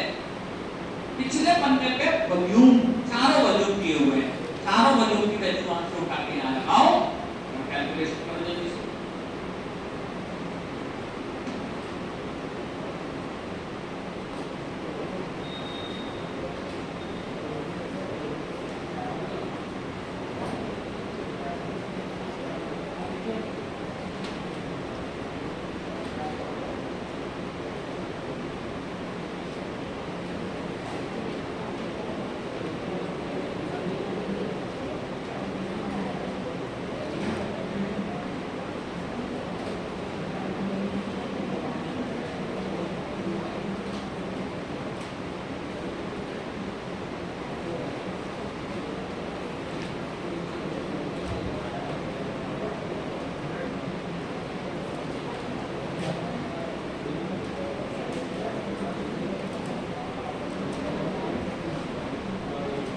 पहले वाले का छोटा है आंसर क्या क्या सही बात है, पूरा बोलना पड़ेगा। बिल्कुल ठीक है सर। कैसे आया? 100 ग्राम का पाउडर था और मेजरिंग सिलेंडर में देखो वॉल्यूम लिखा है कितना, 100 ml, ठीक है। दूसरे वाले में टैपिंग के बाद कितना वॉल्यूम लगेगा? 75। आंसर कितना आ रहा था? 1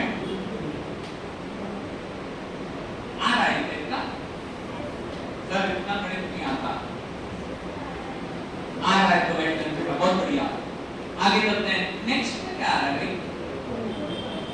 2 ग्राम पर ठीक बात, ग्राम में नहीं आ सकती रेंज। और लास्ट वाले में कितना? फिर से वही 4 बोलते तो आधा दूसरा छोड़ देते हो, ग्राम पर है। ठीक, डन, बढ़िया, कंप्लीट।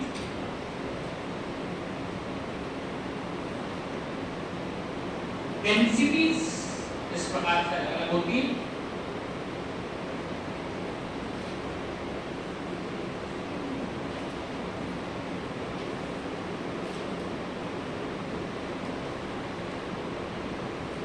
चलो फटाफट चलते हैं, क्वेश्चन सुनना भाई। ये बताइए, 4 ऑप्शन मिलेंगे A B C D. Question सुनो, क्वेश्चन ये कहता है कि which of the following volume is maximum? 4 volume है, ट्रू, टैप, ग्रेन्युलर या बल्क।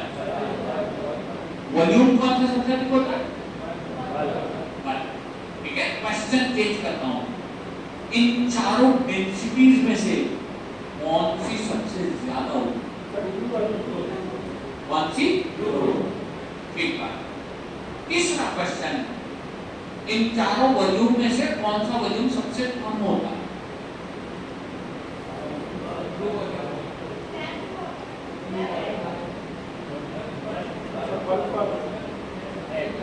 अरे तुम लोग है ना, सुनो मेरी बात, पेन चलाया करो साथ में, ताकि मैं क्या बोलता हूँ ना तुम लोगों के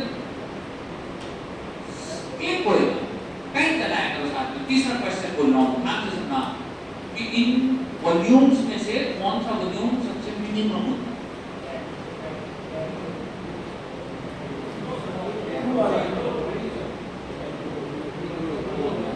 फिर वही, पेन नहीं चलाना सर, मुंह बहुत चलाना है, ठीक है, पेन नहीं चलाना सर। ऐसे आंसर सही है बेटा, ट्रू वॉल्यूम सबसे मिनिमम होता है। देखो 25 सेकंड तो आया, सारे बॉडी स्पेस हटा दिए थे ना, तो बिल्कुल सही है बेटा। क्वेश्चंस इसी प्रकार बनेंगे, क्वेश्चन तुम्हारे इसी प्रकार बनेंगे, बिल्कुल 100% ऐसे क्वेश्चन बनेंगे।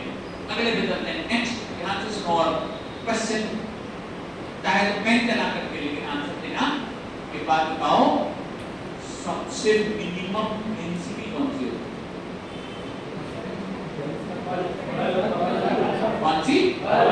बिल्कुल सही है। देखो 4 क्वेश्चन बना दिए मैंने उसी में, है ना। आपके जीपैट में, नाइपर में, कॉम्पिटिटिव एग्जाम में क्या आएगा ये मैं अभी से नहीं बता सकता, लेकिन ये करेक्ट है कि प्रोड्यूसर ये ऑप्शन देते चले जाओगे तो हम उसमें से सही या गलत बता पाएंगे। ऊपर क्वेश्चन पढ़ करके हमें डिसाइड करना होगा कि किस तरीके का इसका आंसर आने वाला है। ठीक है, क्वेश्चन जो ट्रिकी क्वेश्चन है, कई बार फंस जाते हैं इसमें।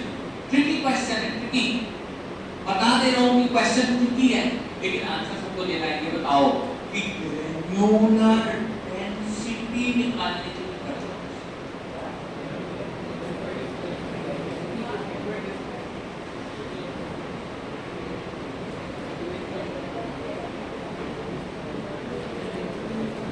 क्या पूछा? ग्रेन्युलर, मैंने क्या पूछा? ग्रेन्युलर क्या पूछा? ग्रेन्युलर क्या नाम? शुभम, सौरभ, शुभम। यही तो दिक्कत है ना, मैं पूछ रहा हूं तुमसे ग्रेन्युलर डेंसिटी और तुम्हारा दिमाग चल रहा है ग्रेन्युलर। वैसे मेथड दोनों की सेम, ठीक है, आंसर गलत नहीं है, लेकिन होता क्या है बेटा, मन में कई बार स्क्रीन कुछ दिखा रही होती है और हमारे मन में कुछ और चल रहा होता है। ठीक है, ये प्रैक्टिस करवाने के लिए भी इस प्रकार से क्वेश्चन लेकर के आपके साथ में करता हूं। लगभग हर क्लास में तो 20 क्वेश्चन आपको पूछे जाएंगे, जिससे आपके पास ये क्वेश्चंस का डेटा दिमाग में किस प्रकार के क्वेश्चन आते हैं सब कुछ मिलता रहे। मैंने आपको बताया भी है कि हो सकता है क्लास लगे उसमें आपका 10 क्वेश्चन का टेस्ट, ठीक है, ज्यादा नहीं 10 क्वेश्चन, और 10 क्वेश्चन करने में 10 मिनट से ज्यादा नहीं लगेगा। ठीक है, क्योंकि दोनों चैप्टर पे रहेगा, 4 क्वेश्चन होगा फिफ्थ चैप्टर। कौन सा चैप्टर का पिछला? और माइक्रोमेटिक्स का भी चल रहा है, रियोलॉजी, और दूसरा अभी कौन सा चल रहा है? माइक्रोमेटिक्स से 6 क्वेश्चन दूंगा, रियोलॉजी से 4, जिसके 10 ही मिनट मिलेंगे, 10 मिनट से ज्यादा नहीं मिलेंगे। लेकिन तुम लोगों का अभी मैं क्या होता है, क्वेश्चन पूछता हूं ना तो 1 या 2 या 3 बच्चे से ही आंसर देते हैं, बाकी सब चल जाता है, सर ठीक है हमारा क्यों क्या काम।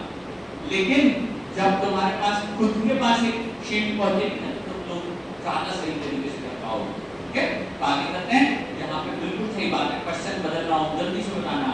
ट्रू डेंसिटी निकालने की बात,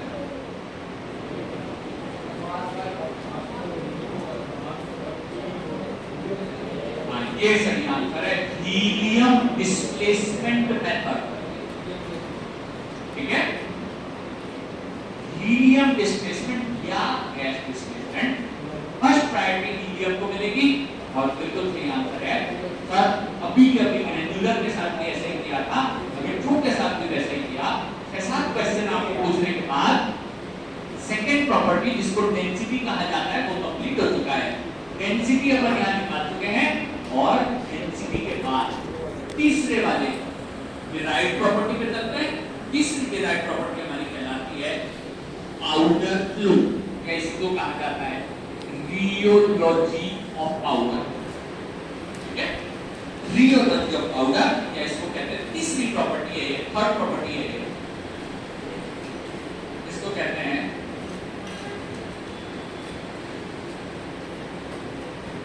law of pharmaceutical powders, law of pharmaceutical powders, law of pharmaceutical powders। चलिए, law of pharmaceutical powders, ठीक है, ये पाउडर निकालने की, फ्लो निकालने के, यहाँ पे पहले लिखेंगे it depends on particle shape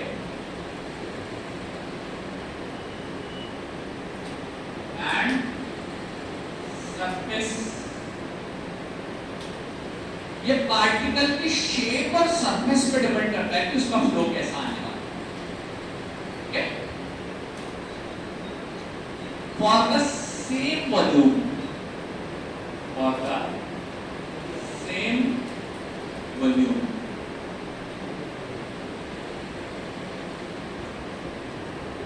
अभी 2 मिनट पहले समझाया था, कोई ये बता दो वॉल्यूम की यूनिट क्या होती है? वॉल्यूम की यूनिट ठीक एम है या लीटर।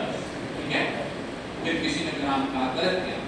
ठीक है, वॉल्यूम की यूनिट क्या होगी ml, ठीक है? लेकिन उसको पता था मैं अगला क्वेश्चन क्या पूछूंगा, वजन की यूनिट क्या होगी, kg, ग्राम, kg, mg, वो सब होगी हमारी वजन की यूनिट, ठीक है? पैरासीटामोल का डोज कितना है,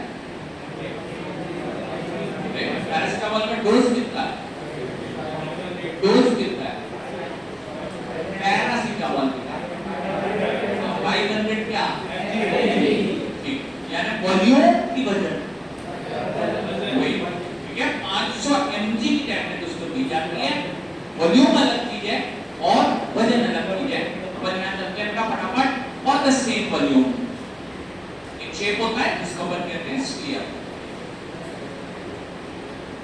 स्फीयर, ठीक है?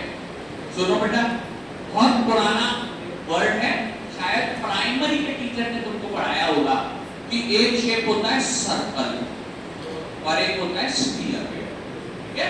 बताओ इन दोनों में से कौन सा 2D, दो डायमेंशन वाला 2D, कौन सा? बिल्कुल सही बात है, सर्कल 2D होता है और स्फीयर 3D, ठीक है? 3D यानी जिसकी 3 डायमेंशन, अपन क्रिकेट खेलते हैं तो वो बॉल को हाथ में पकड़ा जा सकता है, CD 2D, CD जो है ना वो 2D, लेकिन ये जो क्रिकेट का बॉल है, वॉलीबॉल है, बास्केटबॉल है, ये सब किस नेचर के हैं, 3D, ठीक है? और इसीलिए सारे के सारे बॉल जो कि फ्लो होना चाहिए ना, इसलिए हमेशा बनाते हैं स्फेरिकल नेचर, ठीक है? आगे करते हैं, स्फेरिकल नेचर में, स्फीयर में, यहाँ पे अपना एक बेस बना रहे हैं और बेस के साथ साथ यहाँ पे मैं ऑलमोस्ट डायग्राम बना रहा हूँ। एक बात बताइए, आपकी कॉपी और मेरा बोर्ड ये कितने डायमेंशन में, कितने,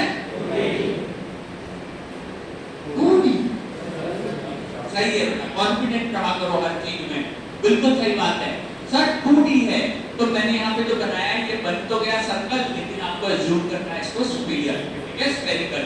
अब होता क्या है, जब हम इस स्फेरिकल शेप की बात करते हैं ना, तो यहाँ देखिए मिनिमम कॉन्टैक्ट एरिया होता है, ठीक है? यहाँ पे क्या होता है, मिनिमम कॉन्टैक्ट पॉइंट होते हैं इसके, मिनिमम, सबसे कम कॉन्टैक्ट पॉइंट होते हैं, कॉन्टैक्ट पॉइंट, इसीलिए मिनिमम फ्रिक्शन, मिनिमम फ्रिक्शन, और अगर फ्रिक्शन कम होगा तो क्या ज्यादा होगा, इसके लिए फ्लो अधिक होगा, ठीक है?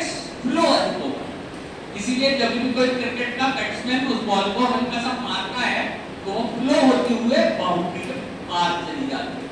फुटबॉल में भी, क्रिकेट में भी, अगर बचपन में कंचे खेले होंगे उसके अंदर भी फ्लो सबसे एक्सीलेंट होता है। Spherical particles, minimum contact point, किससे, जमीन से, ग्राउंड से, इसीलिए minimum friction, same volume, okay? दूसरे किसी शेप पे चलते हैं, शेप का नाम है यहाँ पे लेट अस सपोज हमारा स्क्वायर, रेक्टेंगुलर भी एक का या स्क्वायर, कोई बक्सा, अगर हम इस बक्से को इस जगह पे रखें, इस जगह पे रखें तो देखिए सरफेस एरिया ज्यादा होगा, कॉन्टैक्ट पॉइंट ज्यादा होंगे, और कॉन्टैक्ट पॉइंट ज्यादा होंगे तो फ्रिक्शन भी, इसीलिए किसी भरे हुए बक्से को ऐसे सरकाने में ज्यादा ताकत लगती है, फ्रिक्शन होता है ना, इसके कारण वो आसानी से आगे नहीं बढ़ता, लेकिन ये स्फेरिकल पार्टिकल बहुत आसानी से आगे बढ़ जाते हैं। यहाँ पर चलते हैं और डायग्राम बनाएंगे, हल्का सा यहाँ पर बात कर रहे हैं हमारे ट्रायंगल की। आप बताइए ट्रायंगल का एरिया कैसा है, फ्रिक्शन, कॉन्टैक्ट पॉइंट ज्यादा, तो यहाँ पे इसीलिए सरफेस एरिया ज्यादा, कॉन्टैक्ट पॉइंट फ्रिक्शन ज्यादा, फ्लो कम, ठीक है? अब ये हुई बेटा बात शेप की, ठीक है? पिछली क्लास को तुमको पढ़ा के गया था, एक बात बताओ, किस मेथड से अपन शेप निकाल सकते, ध्यान से सुनो, किस मेथड से अपन शेप ऑफ द पार्टिकल निकाल सकते, जोर से बोलो, एक बात, माइक्रोस्कोप ओनली, और किसी मेथड से शेप नहीं निकलता अल्ट्राकाउंटर वाला वॉल्यूम है, ठीक है। शेप पता करने के लिए हमारे को जरूरत पड़ती है इसी चीज की, ठीक है। ध्यान से सुनिए। अब अपन बात करते हैं इसी रीजन से हमारी साइकिल, पहिए या गाड़ी के चक्के सारे इस प्रकार के बनाए जाते हैं। मिनिमम फ्रिक्शन रहे और वो फटाफट गोल घूमते हुए हमारे को कई किलोमीटर तक की दूरी ट्रैवल करवाते हैं। तो इसलिए ये बनाए जाते हैं इस प्रकार के मिनिमम कांटेक्ट पॉइंट होने के कारण क्या आगे चलते हैं। लेकिन अब दूसरा पॉइंट यहाँ बताया क्या, सरफेस मुझे ऐसा लगता है बहुत ही कॉमन है। एक बात बताइए, हो सकता है हमारे कई सारे घरों में खेती होती होगी, ठीक है। अगर खेती होती है तो हमारे को पता है कई बार सरसों, राई, मस्टर्ड जिसको अपन कहते हैं, उसको हमने हमारे घर पे हमारी मदर को साफ करते हुए देखा होगा। उसे साफ करना मुश्किल है क्या आसान है? क्या? हाँ, क्यों इजी है भैया? बस सब कुछ नहीं करना है, हमारे घर में बड़ी खाली बड़ी परात में लेकर के उस मटेरियल को, है ना, इस प्रकार बस हाथ से मम्मी ऊपर करते जाती है। जो सरसों के दाने हैं परफेक्टली स्फेरिकल होते हैं, वो नीचे जाते हैं और जो भी कचरा रहता है वो ऊपर की तरफ उड़ता चला जाता है। ये जल्दी जल्दी से होने वाली मेथड है। सर कई किलो राई को तुरंत निकाला जा सकता है, बस ऊपर की तरफ इस प्रकार से उसको बढ़ाना है और वो आराम से ऊपर की तरफ कचरा निकल आता है और ये राई जो है नीचे की तरफ बह जाती है, ठीक है। अगर कभी राई और जीरा मिक्स हो जाए तो भी अलग करना बहुत आसान है। ये जो राई है इतनी ज्यादा बहती है कि इसकी कभी पहाड़ नहीं बनाया जा सकता, ठीक है। आपको तो सुना होगा कि सर छोटी सी बात को बड़ा कर दिया, राई पहाड़ बना दिया, वो टिकते नहीं ज्यादा देर, तुरंत वो इस तरीके से लोग हो जाते हैं। अपन आगे चलते हैं बेटा। लेकिन दूसरा वर्ड वहां का हुआ है सरफेस। ये देखिए लगभग स्फेरिकल पार्टिकल, लगभग स्फेरिकल पार्टिकल, लेकिन अगर हम उस स्फेरिकल पार्टिकल की सरफेस रब करते हैं तो फ्रिक्शन हो जाते हैं थोड़े से ज्यादा, ठीक है। इसमें क्या होता है बेटा, फ्रिक्शन ज्यादा हो जाते हैं। और समझना, ये हम कई बार जानबूझ करके अपने नए टायर में डाल सकते हैं, ठीक है। सभी जानते हैं कि टायर पुराना हो जाए, बारिश के दिनों में गाड़ी स्लिप करती है, रीजन यही है कि स्मूथ चीजें जल्दी फ्लो होती हैं और रफ चीजों में फ्लो होता है कम। इसके लिए हम जानते हैं कि मोटरसाइकिल के टायर तो ऐसे हैं, आगे चलेगी लेकिन ग्रिप भी बनी है। लेकिन हम पाउडर में ऐसा फ्लो नहीं जानते हैं, हम पाउडर इस प्रकार के खाते हैं। हम आगे चलते हैं। शेप लोग यहाँ किस नेचर के होंगे इसकी बात हम यहाँ कर चुके हैं। हम चलते हैं नेक्स्ट वाले क्वेश्चन पे, जिसे कहा जाता है method to calculate the flow. Flow को निकालने की दो प्रकार की मेथड होती है, फटाफट से निकालेंगे। यहाँ फ्लो, डिटरमिनेशन ऑफ फ्लो दो प्रकार से किया जाता है, दो प्रकार की मेथड्स होती है पाउडर के फ्लो को निकालने की। पहली मेथड के बारे में चर्चा करते हैं, flow of the pharmaceutical powder. पहली कहलाती है angle of repose, angle of repose सबसे कॉमन मेथड है, सभी कॉलेजेस में परफॉर्म करवाई जाती है। दूसरी मेथड थोड़ी कम कॉमन है, क्योंकि टीचर्स नए लोग बन के आते हैं, उन्हीं को नहीं आती, इसीलिए वो दूसरी मेथड नहीं करवाते, जिसे कहा जाता है compressibility index. Compressibility index, angle of repose and compressibility index दो प्रकार की चीज। Angle of repose and compressibility index. Compressibility index 10 minute से पढ़ाऊंगा, एंगल ऑफ रिपोज थोड़ा इंपॉर्टेंट है इसलिए उस पर चलते हैं। एंगल ऑफ रिपोज इसको रब कर देते हैं, कंप्रेसिबिलिटी इंडेक्स 2 मिनट से पढ़ेंगे। Angle of repose, okay. Angle of repose is represented by theta, इसको थीटा से रिप्रेजेंट किया जाता है, ओके। और ये एंगल जितना कम होता है लो उतना ही अच्छा, ज्यादा माना जाता है, ओके। आगे चलते हैं। एंगल ऑफ रिपोज की दो प्रकार की मेथड्स होती हैं, दो प्रकार की मेथड्स होती हैं। पहली मेथड को अपन कहते हैं स्टैटिक एंगल ऑफ रिपोज और दूसरी कहलाती है dynamic. Just a minute, static के अलावा होती है बेटा kinetic. Kinetic angle of repose,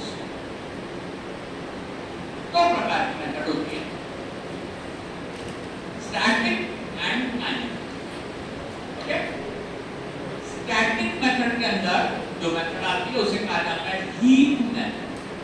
heap method, heap method. Dynamic के अंदर जो आती है उसे कहा जाता है रोटेटिंग सिलेंडर। रोटेटिंग सिलेंडर ये स्टैटिक के अंदर एक और आती है, इसको कहा जाता है रेक्टेंगुलर बॉक्स या tilting box. Tilting box, rectangular box भी इसको कहते हैं। बेटा बी फार्मा 4th सेमेस्टर के अंदर ज्यादातर टीचर्स बस ये एक मेथड पढ़ा करके छोड़ देते हैं। हम जो भी जी-पैट 9 वाले बच्चे हैं, इसीलिए हम तीनों मेथड्स को पढ़ेंगे। हीप मेथड, ठीक है? सभी कॉलेजेस में, सभी लैब्स में माइक्रोमैटिक्स की ये मेथड करवाई जाती है और आपने भी आपके लैब के अंदर करी होगी, ठीक है? एक क्वेश्चन सुनिए, ये बता दीजिए भैया, इंग्लिश वर्ड है हीप, हिंदी में इसको क्या कहेंगे? ठीक है, टीला कह दीजिए, ढेर कह दीजिए। जब हम किसी भी चीज को इस प्रकार ऊपर की तरफ जमा देते हैं तो उसको हीप कहा जाता है। ये मेथड सबसे कॉमन मेथड है। हीप मेथड ही दो प्रकार की होती है। अगला हेडिंग डालेंगे छोटा सा, हीप मेथड। हीप मेथड दो टाइप की होती है, दो प्रकार की होती है। एक फिक्स्ड हाइट और बी फिक्स्ड रेडियस। एक होती है फिक्स्ड हाइट मेथड, दूसरी होती है फिक्स्ड रेडियस। आगे चलते हैं, पहले की बात करते हैं फिक्स्ड हाइट मेथड। जैसा कि हम सभी जानते हैं, हमारे पास एक होता है फनल। इस फनल के अंदर अपन पाउडर को रख देते हैं। सर कितना पाउडर रखना है? 1 ग्राम, 2 ग्राम, 5 ग्राम, 10 ग्राम? बेटा जब तक रखना है जब तक हीप में या तो हाइट या तो रेडियस फिक्स ना है, ठीक है? मैं आपको सिखा दूंगा फटाफट, लेकिन समझिए यहाँ पे पहली मेथड पढ़ के बताएंगे क्या नाम है? फिक्स क्या? ठीक बात है। इसमें फनल की हाइट को फिक्स करना है। हालांकि इसे निकालने के लिए नीचे लगाना चाहिए ग्राफ पेपर, करेक्ट, ठीक है? लेकिन बहुत बार हमारे बैच की लड़कियां ग्राफ पेपर लाती नहीं, ठीक है? क्योंकि लड़कों के पास तो कभी हो ही नहीं सकता। हम लोग का सब जो है जैसा है वैसे से काम चलाते हैं, लेकिन हमारी बैच की लड़कियों ने नहीं लाया तो सर फिर अपन कॉपी के पेज से ही काम चलाना पड़ता, ठीक है? ये जो ग्राफ पेपर होता है, एक्चुअली में ग्राफ पेपर से रेडियस सही निकलता है, क्योंकि ग्राफ पेपर का हर 1 सेंटीमीटर पे एक बड़ी लाइन बनी हुई है, उससे निकालना आसान हो जाता है। लेकिन अगर नहीं रहे तो व्हाइट पेपर से भी काम चला लेते हैं। ये नीचे की तरफ व्हाइट पेपर है, ऊपर अपनी फनल लगी हुई है। इस फनल में हमने डाल दिया पाउडर, कौन सा? पैरासिटामॉल, कौन सा? रेत, या कोई सा जिसका भी अपने को निकालना हो मटेरियल का फ्लो, उसको यहाँ पे लगा दिया। अब पहला मेथड पढ़ो फिर से, क्या है? यहाँ हाइट फिक्स कर दी जाती है और हाइट इसकी रखी जाती है 1 इंच, 1 इंच।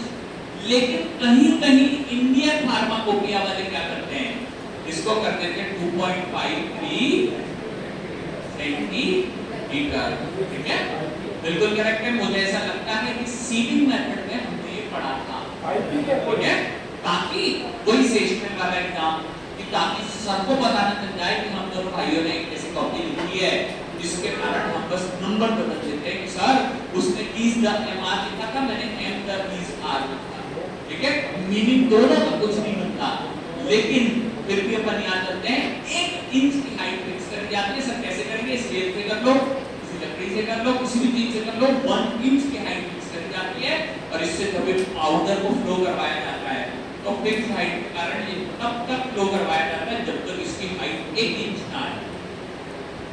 अगर मस्टर्ड या राई के दाने होंगे तो इधर-उधर फैल जाएंगे, वो जल्दी से अपनी जगह फिक्स नहीं होंगे। लेकिन अगर और कोई मटेरियल होगा, एक के ऊपर एक इस प्रकार जम भी सकता है। इसकी हाइट 1 इंच आ चुकी है, बस हमको क्या करना है? ग्राफ पेपर था तो बहुत बढ़िया, नहीं था तो ऊपर से अपन ने स्केल से बनाया और बनाने के बाद उसको 2-4 जगह से नाप करके रेडियस का एवरेज निकाला, ठीक है? क्योंकि हर जगह सेम तरीके का पाउडर जमा होगा जरूरी नहीं है, थोड़ा बहुत फ्लो भी हो जाए। इसका फिर अपन निकालते हैं d फॉर डायमीटर या d/2 यानी रेडियस, ठीक है। और थीटा का फॉर्मूला बहुत आसान हो जाता है, tan theta equals to h upon r, जहां h है हाइट और r है रेडियस। लेकिन ध्यान से सुनो, अगर एक चीज इंच में रखोगे तो दूसरी भी इंच में रखना, या 1 सेंटीमीटर में रखोगे तो दूसरी भी सेंटीमीटर में रखना, ठीक है। ऐसा नहीं चलेगा कि हाइट के लिए 1 इंच और नीचे का रेडियस सेंटीमीटर में लगाना, दोनों गलत हो जाएगा, ठीक है। तो आगे चलते हैं, इसी को मैथ्स वाले लोग बहुत आसानी से सॉल्व कर देते हैं। Sir theta equals to tan inverse h/r। Sir ये tan क्या होता है? ट्रिग्नोमेट्रिक, ठीक है। क्या हमने त्रिकोणमिति के अंदर जो भी फॉर्मूलास पढ़े हुए हैं, ठीक है, उससे एक tan थीटा निकाला जा सकता है। ना बेटा बहुत ज्यादा डीप में जाने की आवश्यकता नहीं है, लेकिन इसका फॉर्मूला इसी प्रकार आता है। कम से कम 4-5 बार रिपीट टाइम पर क्वेश्चन आया है। Angle of equal equals to tan inverse h upon r। h की वैल्यू रखते हैं, r की वैल्यू रखते हैं, और ये हमारा यहाँ का ये वाला, देखिए ये वाला कहलाता है इसका एंगल ऑफ इक्वल्स, ये थीटा कहलाता है एंगल ऑफ इक्वल्स, ये कहलाता है एंगल ऑफ इक्वल्स। जैसा कि मैंने आपको ये दिखाया भी था कि भैया अगर एंगल बढ़ता जाता है तो फ्लो पुअर होता है, और एंगल कम होता है तो फ्लो जो है, ठीक है, बिल्कुल सही। मैं इसके एक दो एग्जांपल दिखा भी दूंगा, लेकिन 2 मिनट से दिखाएंगे। पहले समझिएगा, ये हुई फिक्स्ड हाइट मेथड, लेकिन दूसरी मेथड आती है जिसे कहा जाता है फिक्स्ड रेडियस मेथड। अब इस फिक्स्ड रेडियस मेथड में क्या करते हैं बेटा, कि फिक्स्ड रेडियस मेथड में हम लोग हाइट को फिक्स नहीं करके, नीचे लिखना है यहाँ, हम लगा देते हैं एक पेट्री डिश। मेरे हाथ में देख लीजिए, एक पेट्री डिश लगा देते हैं, और वो भी उल्टी। पाउडर ऐसे में आता है, लेकिन हम लगाते हैं उल्टी, जिससे एक चीज निर्धारित हो गई, कौन सी? रेडियस। अब हम पाउडर तब तक डालेंगे जब तक पाउडर यहाँ से गिरने ना लगे। पाउडर हर तरफ से गिर जाएगा, मतलब एक चीज फिक्स हो गई, क्या? रेडियस। फिर एक ही चीज नापनी है, क्या? बस हाइट नापनी है, जिससे एरर के चांसेस कम हो। यहाँ पे एक चीज फिक्स कर दी थी, क्या? तब तक पाउडर गिरा रहे थे जब तक वो इसको टच ना हो, एक चीज। और यहाँ पे कर देते हैं इसको इस प्रकार से फिक्स, इससे तब तक पाउडर डालते हैं जब तक यहाँ से पकड़ने ना लगे। अगर नहीं हुआ है तो और पाउडर डालते हैं, और पाउडर डालते हैं, जब तक पाउडर डालेंगे जब तक गिरने ना लगे। और फिर एक ही चीज नापनी है, केवल इसकी हाइट, ठीक है, हाइट। यहाँ पे रेडियस फिक्स है, ओके। आगे चलते हैं, यहाँ पे हमारा ये दोनों मेथड कंप्लीट हो गई। आप चाहो तो एक बार फिर से इसको बना सकते हो। इस बार लेकिन क्या करेंगे, इस बार हमने यहाँ पे एक फिक्स कर देंगे, यहाँ पे ये लगा करके इस प्रकार से यहाँ पे, ठीक है। यहाँ पे ये क्या हो गया हमारा पेट्री डिश, और वो भी कैसे? उल्टी पेट्री डिश। जब तक पाउडर डालेंगे जब तक ये पाउडर बाहर की तरफ बहने लगेंगे, पेट्री डिश। उसमें फिर हाइट कुछ भी डाल, हाइट नहीं चल जाए, कोई मैटर नहीं, ठीक है। लेकिन ये जो मेथड है, हीप मेथड कहलाती है, ढेर वाली मेथड कहलाती है। हर प्रकार के सेम हीप नहीं बनते, हाँ। लेकिन आप में से कई सारे लोग ये जानते हैं, हमारे खेत में जब अपन भूसा या हमारा जो मटेरियल जो निकालने के बाद बनता है, उसको देखते तो उसका एक बनाया जा सकता, कोई समस्या की बात नहीं है। ये कई सारी अलग-अलग चीजों पे भी डिपेंड करता है, जैसे अभी मैं 2 मिनट से बताऊंगा। लेकिन हीप मेथड की सबसे बड़ी नुकसान, बोर्ड पे देखिए, ये मेथड ओपन नेचर है, ओपन। इसमें स्टैटिक यानी ज्यादा तो चलता नहीं है, बस पाउडर बनती वही बना रहता है, ये मैटर इसके अंदर प्रेजेंट है। लेकिन इससे एक बहुत परेशानी है, इससे बनती है डस्ट। ये डस्ट फार्मासिस्ट को नुकसान पहुंचा सकती है। वैसे सुनिए, आप बच्चे लोग आजकल ये चीज ज्यादा अच्छे से जानते हैं, मुझे बताइए क्या कभी किसी मेडिसिन को नोज से भी लिया जा सकता है? हाँ सर, हमसे पूछ लो अगर तुम्हें नहीं पता हो तो। हम इन चीजों में बहुत एक्सपर्ट हो गए सर, रील देख देख के और बॉलीवुड मूवीज देख देख के। सर एक चीज और चल रही है आजकल, क्या? वेब सीरीज, ठीक है? उसमें तो सर सारी कहानी इसमें बेस्ड होती है। हाँ जी बिल्कुल सही है, हम ये जानते हैं कुछ मेडिसिन ऐसी होती हैं जिनको नॉर्मल लैंग्वेज में ड्रग्स कहा जाता है। ये ड्रग्स आसानी से नोज के थ्रू भी शरीर में चली जाती है, ठीक है? ये सारी ड्रग्स ब्रेन पे असर दिखाती है, ठीक है? मेटफॉर्मिन है, बहुत ज्यादा नुकसानदायक है और कभी-कभार इसमें समस्याएं भी उत्पन्न हो जाती हैं। आई एम नॉट श्योर, मुझे नहीं लगता कि आप लोग जब आज देते हैं कभी-कभी पेपर में किसी को भी फार्मासिस्ट का बीकॉम पढ़ने वाले बच्चे का नाम आया था ऐसे किसी ड्रग के केस में। सर ऐसे क्या अगर होगी भी तो भी हम है ना चर्चा नहीं करेंगे, लेकिन आप ये जो मेडिसिन है जब ये नोज के थ्रू शरीर में जाती है तो सुनो, एक वर्ड आता है, शायद हम लोगों ने सुना होगा, नहीं सुना तो लिखना जरूरी है, पोटेंट, जिसका मतलब होता है मोर इफेक्टिव।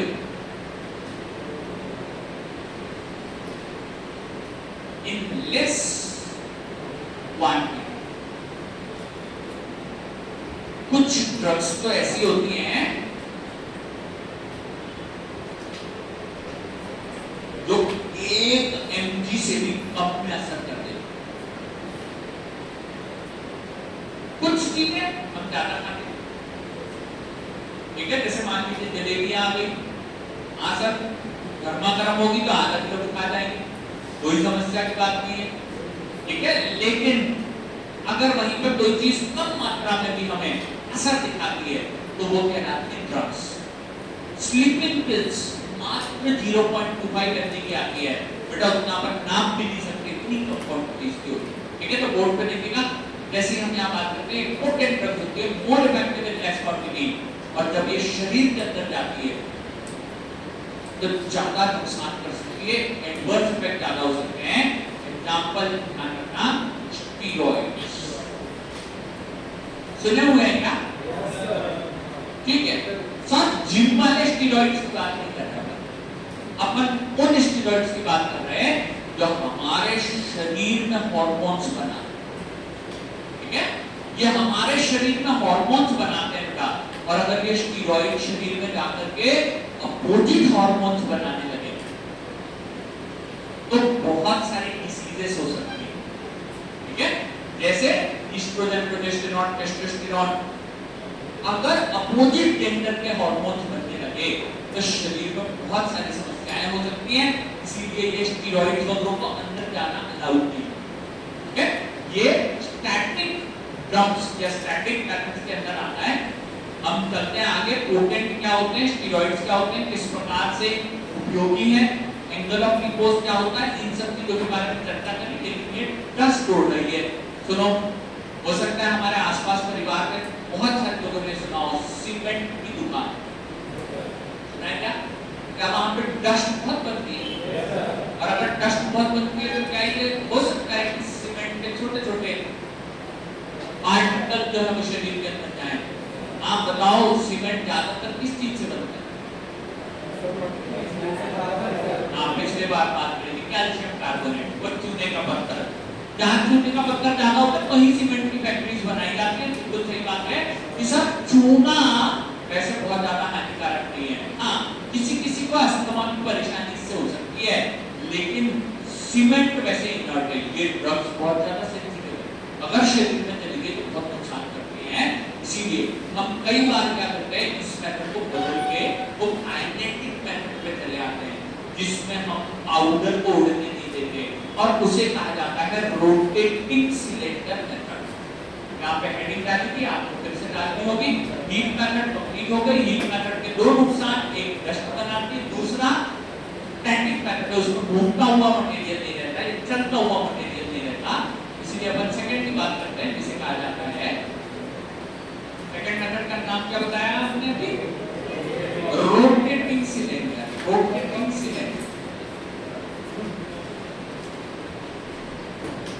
हाँ जी, इसमें कभी कभार हम लोग ग्राफ पेपर चिपका करके बता सकते हैं इसकी हाइट कितनी है, या कभी कभार कुछ और भी मेथड्स का उपयोग इसमें किया जाता है। इसमें होता क्या है बेटा, ये जो हमारा पाउडर रहता है, ये पाउडर जब किसी मशीन में घूमता है तो एक पर्टिकुलर हाइट पे जाकर के नीचे की तरफ गिरने लगता है। Pharmaceutical engineering, size reduction chapter और बॉल मिल नाम की मशीन हमने देखी सुनी, ठीक है। इसके अंदर जो एंगल बनता है ना, इस एंगल को कहा जाता है थीटा। सर ये कैसे काम करती होगी, यहाँ देखना समझना ज्यादा आवश्यक है, और बस नाम पे क्वेश्चन आएगा और कुछ नहीं। ये देखो, मान लीजिए मेरे हाथ में एक सिलेंडर है, लेकिन बहुत अच्छा सिलेंडर है, इसका बाकी बॉटल की तरह और ज्यादा इसमें शेप में चेंजेस नहीं है, ठीक है। लेकिन ये ब्लैक कलर का अपन मान लो ट्रांसपेरेंट कांच का हमारे पास मटेरियल है, और देखना है हाँ कि हमने इसमें 30-40% भर दिया सॉलिड पाउडर, ठीक है। और पाउडर बनने के बाद लगा दिया ऊपर का ढक्कन, तो क्या इससे डस्ट वस्ट बनेगी? अगर बनी तो भी सर बाहर नहीं निकलेगी, ठीक है। अब देखना मेरे हाथ को ध्यान से, और इस सिलेंडर को मैंने कर दिया ऐसे। आपको कितना दिखाई दे रहा है, ठीक है, आपको कितना दिखाई दे रहा है? ये तो इसमें हल्का सा थोड़ा सा पानी है, लेकिन अगर इसमें पाउडर होता और इसको अपन एक सामान्य स्पीड से घुमाते जाते तो सर पानी है तो चिपक जाता, पानी नहीं होता ये पाउडर उठता और नीचे की तरफ बह करके आ जाता। जिस एंगल पे वो बहता उसको क्या कहते हैं, थीटा। क्योंकि इसमें पाउडर लगातार घूम रहा है, इसलिए इस एंगल को कहा जाता है काइनेटिक एंगल ऑफ रिपोज, ठीक है। आगे चलते हैं, आखिरी पे चलेंगे अपन, काइनेटिक एंगल ऑफ रिपोज, जिसका क्लासिफिकेशन में मैंने आपको ये लिखवाया था, ठीक है। रोटेटिंग सिलेंडर का वो कंप्लीट हो गई। तीसरे और आखिरी पे चलते हैं, जिसे कहा जाता है रेक्टेंगुलर बॉक्स, रेक्टेंगुलर बॉक्स में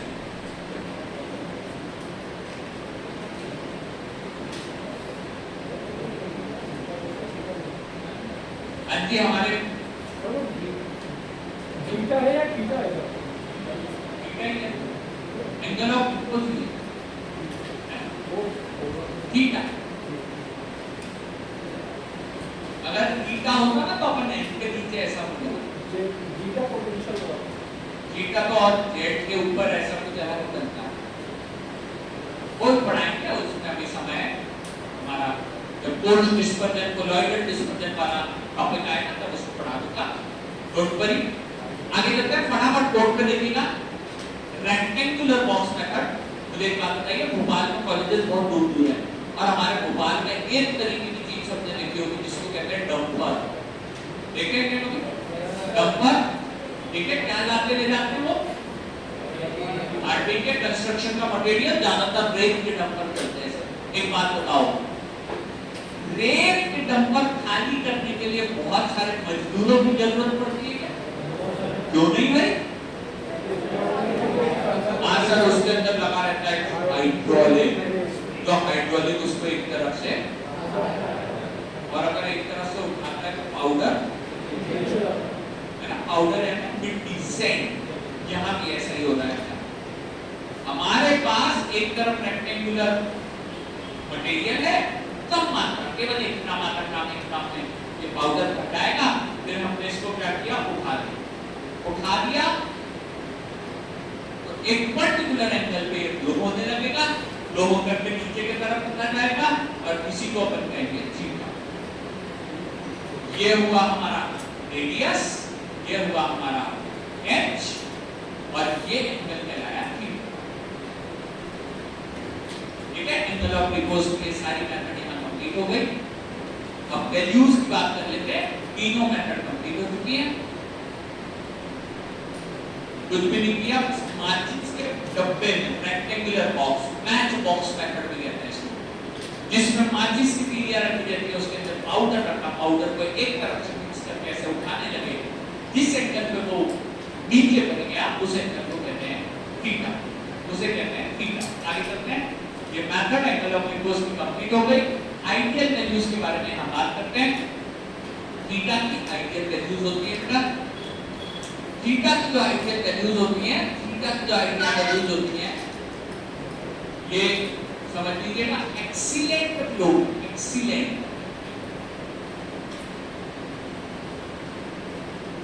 ठीक है। जैसे अपन बोलते हैं ना मामले क्या एक्सीलेंट बैटिंग कर दिया आज इसने, ठीक है, क्या बढ़िया आंसर लिखा है, क्या बढ़िया नंबर आया। एक्सीलेंट का मतलब होता है जब अपन बात करते हैं एक्सीलेंट में थीटा की वैल्यू होती है लेस देन 25 डिग्री सेल्सियस नहीं, डिग्री, थीटा लेस देन 25, ठीक है। 5 बढ़ाने पे या और आगे की तरफ बढ़ता चला जाता है। जैसे समझिएगा 25 से 30, 30 से 35, 35 से 40, 40 से 45 और 45 से 4। बेटा इस बात में गूगल की बात बिल्कुल मत मानो, ओके।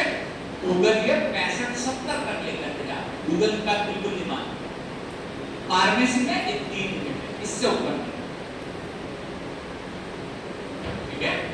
टाइप कॉपी में लिख लो इस फॉर्मूला में गूगल को फॉलो नहीं करना, क्योंकि गूगल केवल एक मशीन है जो सब चीजें सर्च करके बता।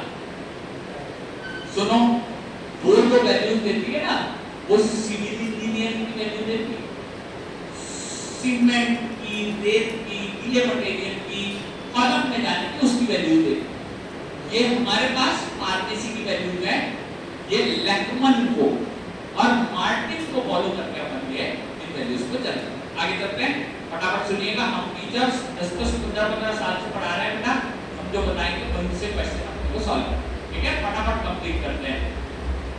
इसके अंदर क्या होता है बेटा, एक्सीलेंट के बाद आता है हमारा वेरी गुड फ्लो, फिर आता है हमारा गुड फ्लो,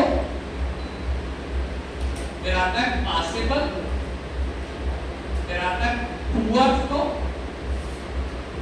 और फिर आता है वेरी पुअर फ्लो। ये क्वेश्चन और ये क्वेश्चन, दो क्वेश्चन हमेशा पूछे जाएंगे। लगभग कंप्लीट हो चुका है, यहाँ पे अपन इस पॉइंट को फिनिश कर रहे हैं।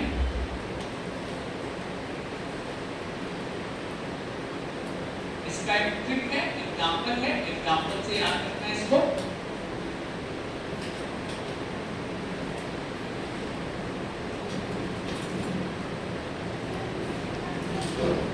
यहाँ पे बेटा वेरी पुअर लिखा है, पासेबल, गुड के बाद पासेबल, इसे पास किया जा सकता है। फिर poor and very poor flow, ठीक है। ध्यान से सुन लीजिए, बहुत ही अच्छा इंटरेस्टिंग एग्जांपल बताता हूं।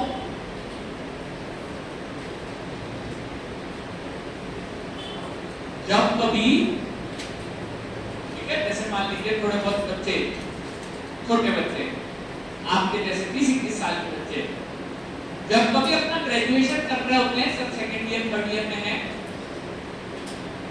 मान लीजिए सर अच्छा पढ़ करके हमने जीपैट और नाइपर में बढ़िया रैंक लाई, और फिर वहां पे हमारे पास कैंपस कंपनी आई, ठीक है। मैं कुछ बच्चों के नाम बताऊंगा आपको, जो सिलेबस की कॉपी मिली है उसके अंदर आप फेसबुक से उनके नाम सर्च करते रहें, ठीक है। सिलेबस की कॉपी मिल गई सबको, नहीं मिली तो राजा के जैसे ले लेना, ठीक है। हर बच्चे का नाम सर्च करना, हमारी फ्रेंड लिस्ट पे, हमारे फेसबुक पे, हमारे सब जगह मिलेंगे वो बच्चे, ठीक है। बहुत सारे कॉलेजेस वाले ऐसे ही भर्ती नाम डाल देते हैं, बहुत सारे क्लासेस वाले ऐसे ही भर्ती नाम डाल देते हैं। हमारे पास आप देखेंगे तो हर बच्चा वो, और उसका हमारे पास वो भी मिल जाएगा कि हाँ भाई इसकी कौन से ईयर में कैसी वो आई थी, नहीं, सब चीज हमारे फेसबुक पे मिलेगी, ठीक है। हालांकि हर वीडियो वाला कहता जरूर है लास्ट में कि लाइक करना, ठीक है। हम लोगों को इतना समय ही नहीं देता कि कोई लाइक करने के लिए कुछ चर्चा कर सके, लेकिन 20-22 साल के बच्चे जब नाइपर वाइपर में एडमिशन लेकर के एमएस एमबीए कर लेते हैं, तो उनका फ्लो 25 साल से कम के बच्चों का फ्लो एक्सीलेंट है। सर पढ़े तो हम है नाइपर मोहाली से, लेकिन मान लीजिए हमारे को 30 लाख का पैकेज मिला, ठीक है। वो जो हर्षित पैकेज के साथ में बच्चा पास हुआ है, उसको एनुअल पैकेज 30 लाख का मिला, ठीक है, कट उठा करके कम से कम उसको 2 लाख रुपए मिलने की सैलरी मिली। एक्सीलेंट बच्चा है, फर्स्ट रैंक का है, पिछले साल जिसका भी एमकॉम कंप्लीट हो गया, एमबीए कंप्लीट हो गया। तो दो एक्सीलेंट लोग वाले बच्चे हैं सर, 2 लाख रुपए महीना दे रहे ना, चाहे जॉब कहीं भी मिले, ठीक है, बेंगलोर में जॉब लगी है उसको, लेकिन सर 2 लाख रुपए महीने मिलेंगे तो कहीं भी चल जाएगा, इतना मिलेगा तो सर हम तो अमेरिका भी चले जाएंगे, कोई बड़ी बात नहीं, ठीक है सर। हाँ, जब पैकेज अच्छा मिलता है तो फ्लो अच्छा होता है, एक्सीलेंट पैकेज। लेकिन सुनो, जब कोई व्यक्ति की उम्र मोर देन 45 हो जाए, उसके बच्चे स्कूल जाने लगे, उसने आसपास 10-20 साल काम कर लिया और 45 इयर्स के बाद उसको कोई कहे भैया मेरा पैकेज बढ़ा देता, यहाँ से तू कहीं और चले जा, तो बोलेगा भाई साहब मुझे थोड़े पैसे कम दे दो, लेकिन अब मैं लो नहीं कर पाऊँ। 45 की उम्र के बाद लो हो जाते हैं कम, याद रखने की ट्रिक है, ठीक है। 25 से कम के एक्सीलेंट लोग होते हैं सब, जहां वो लोग फटाफट चले जाएंगे, बस पैकेज अच्छा दे देना, इनको पैकेज की ज्यादा चिंता नहीं रहती है, बोलते भैया थोड़ा कम दे देना, आप नहीं है, ठीक है। ये हमारे एक्सीलेंट और वेरी पुअर फ्लो है। एंगल ऑफ रिपोज यहाँ पे कंप्लीट हो जाता है। थोड़ा सा पोर्शन 10 मिनट का रह गया है, वो मैं अपनी क्लास में पढ़ाऊंगा और दूसरे चैप्टर समझ फिर वहाँ पे आगे, ठीक है। केवल 10 मिनट का पोर्शन रह गया, लेकिन अभी उसको अपन कंप्लीट नहीं कर सकते। रेडियस को फिक्स कर लेंगे, जिससे हमारे पास ये फिक्स हो जाए कि रेडियस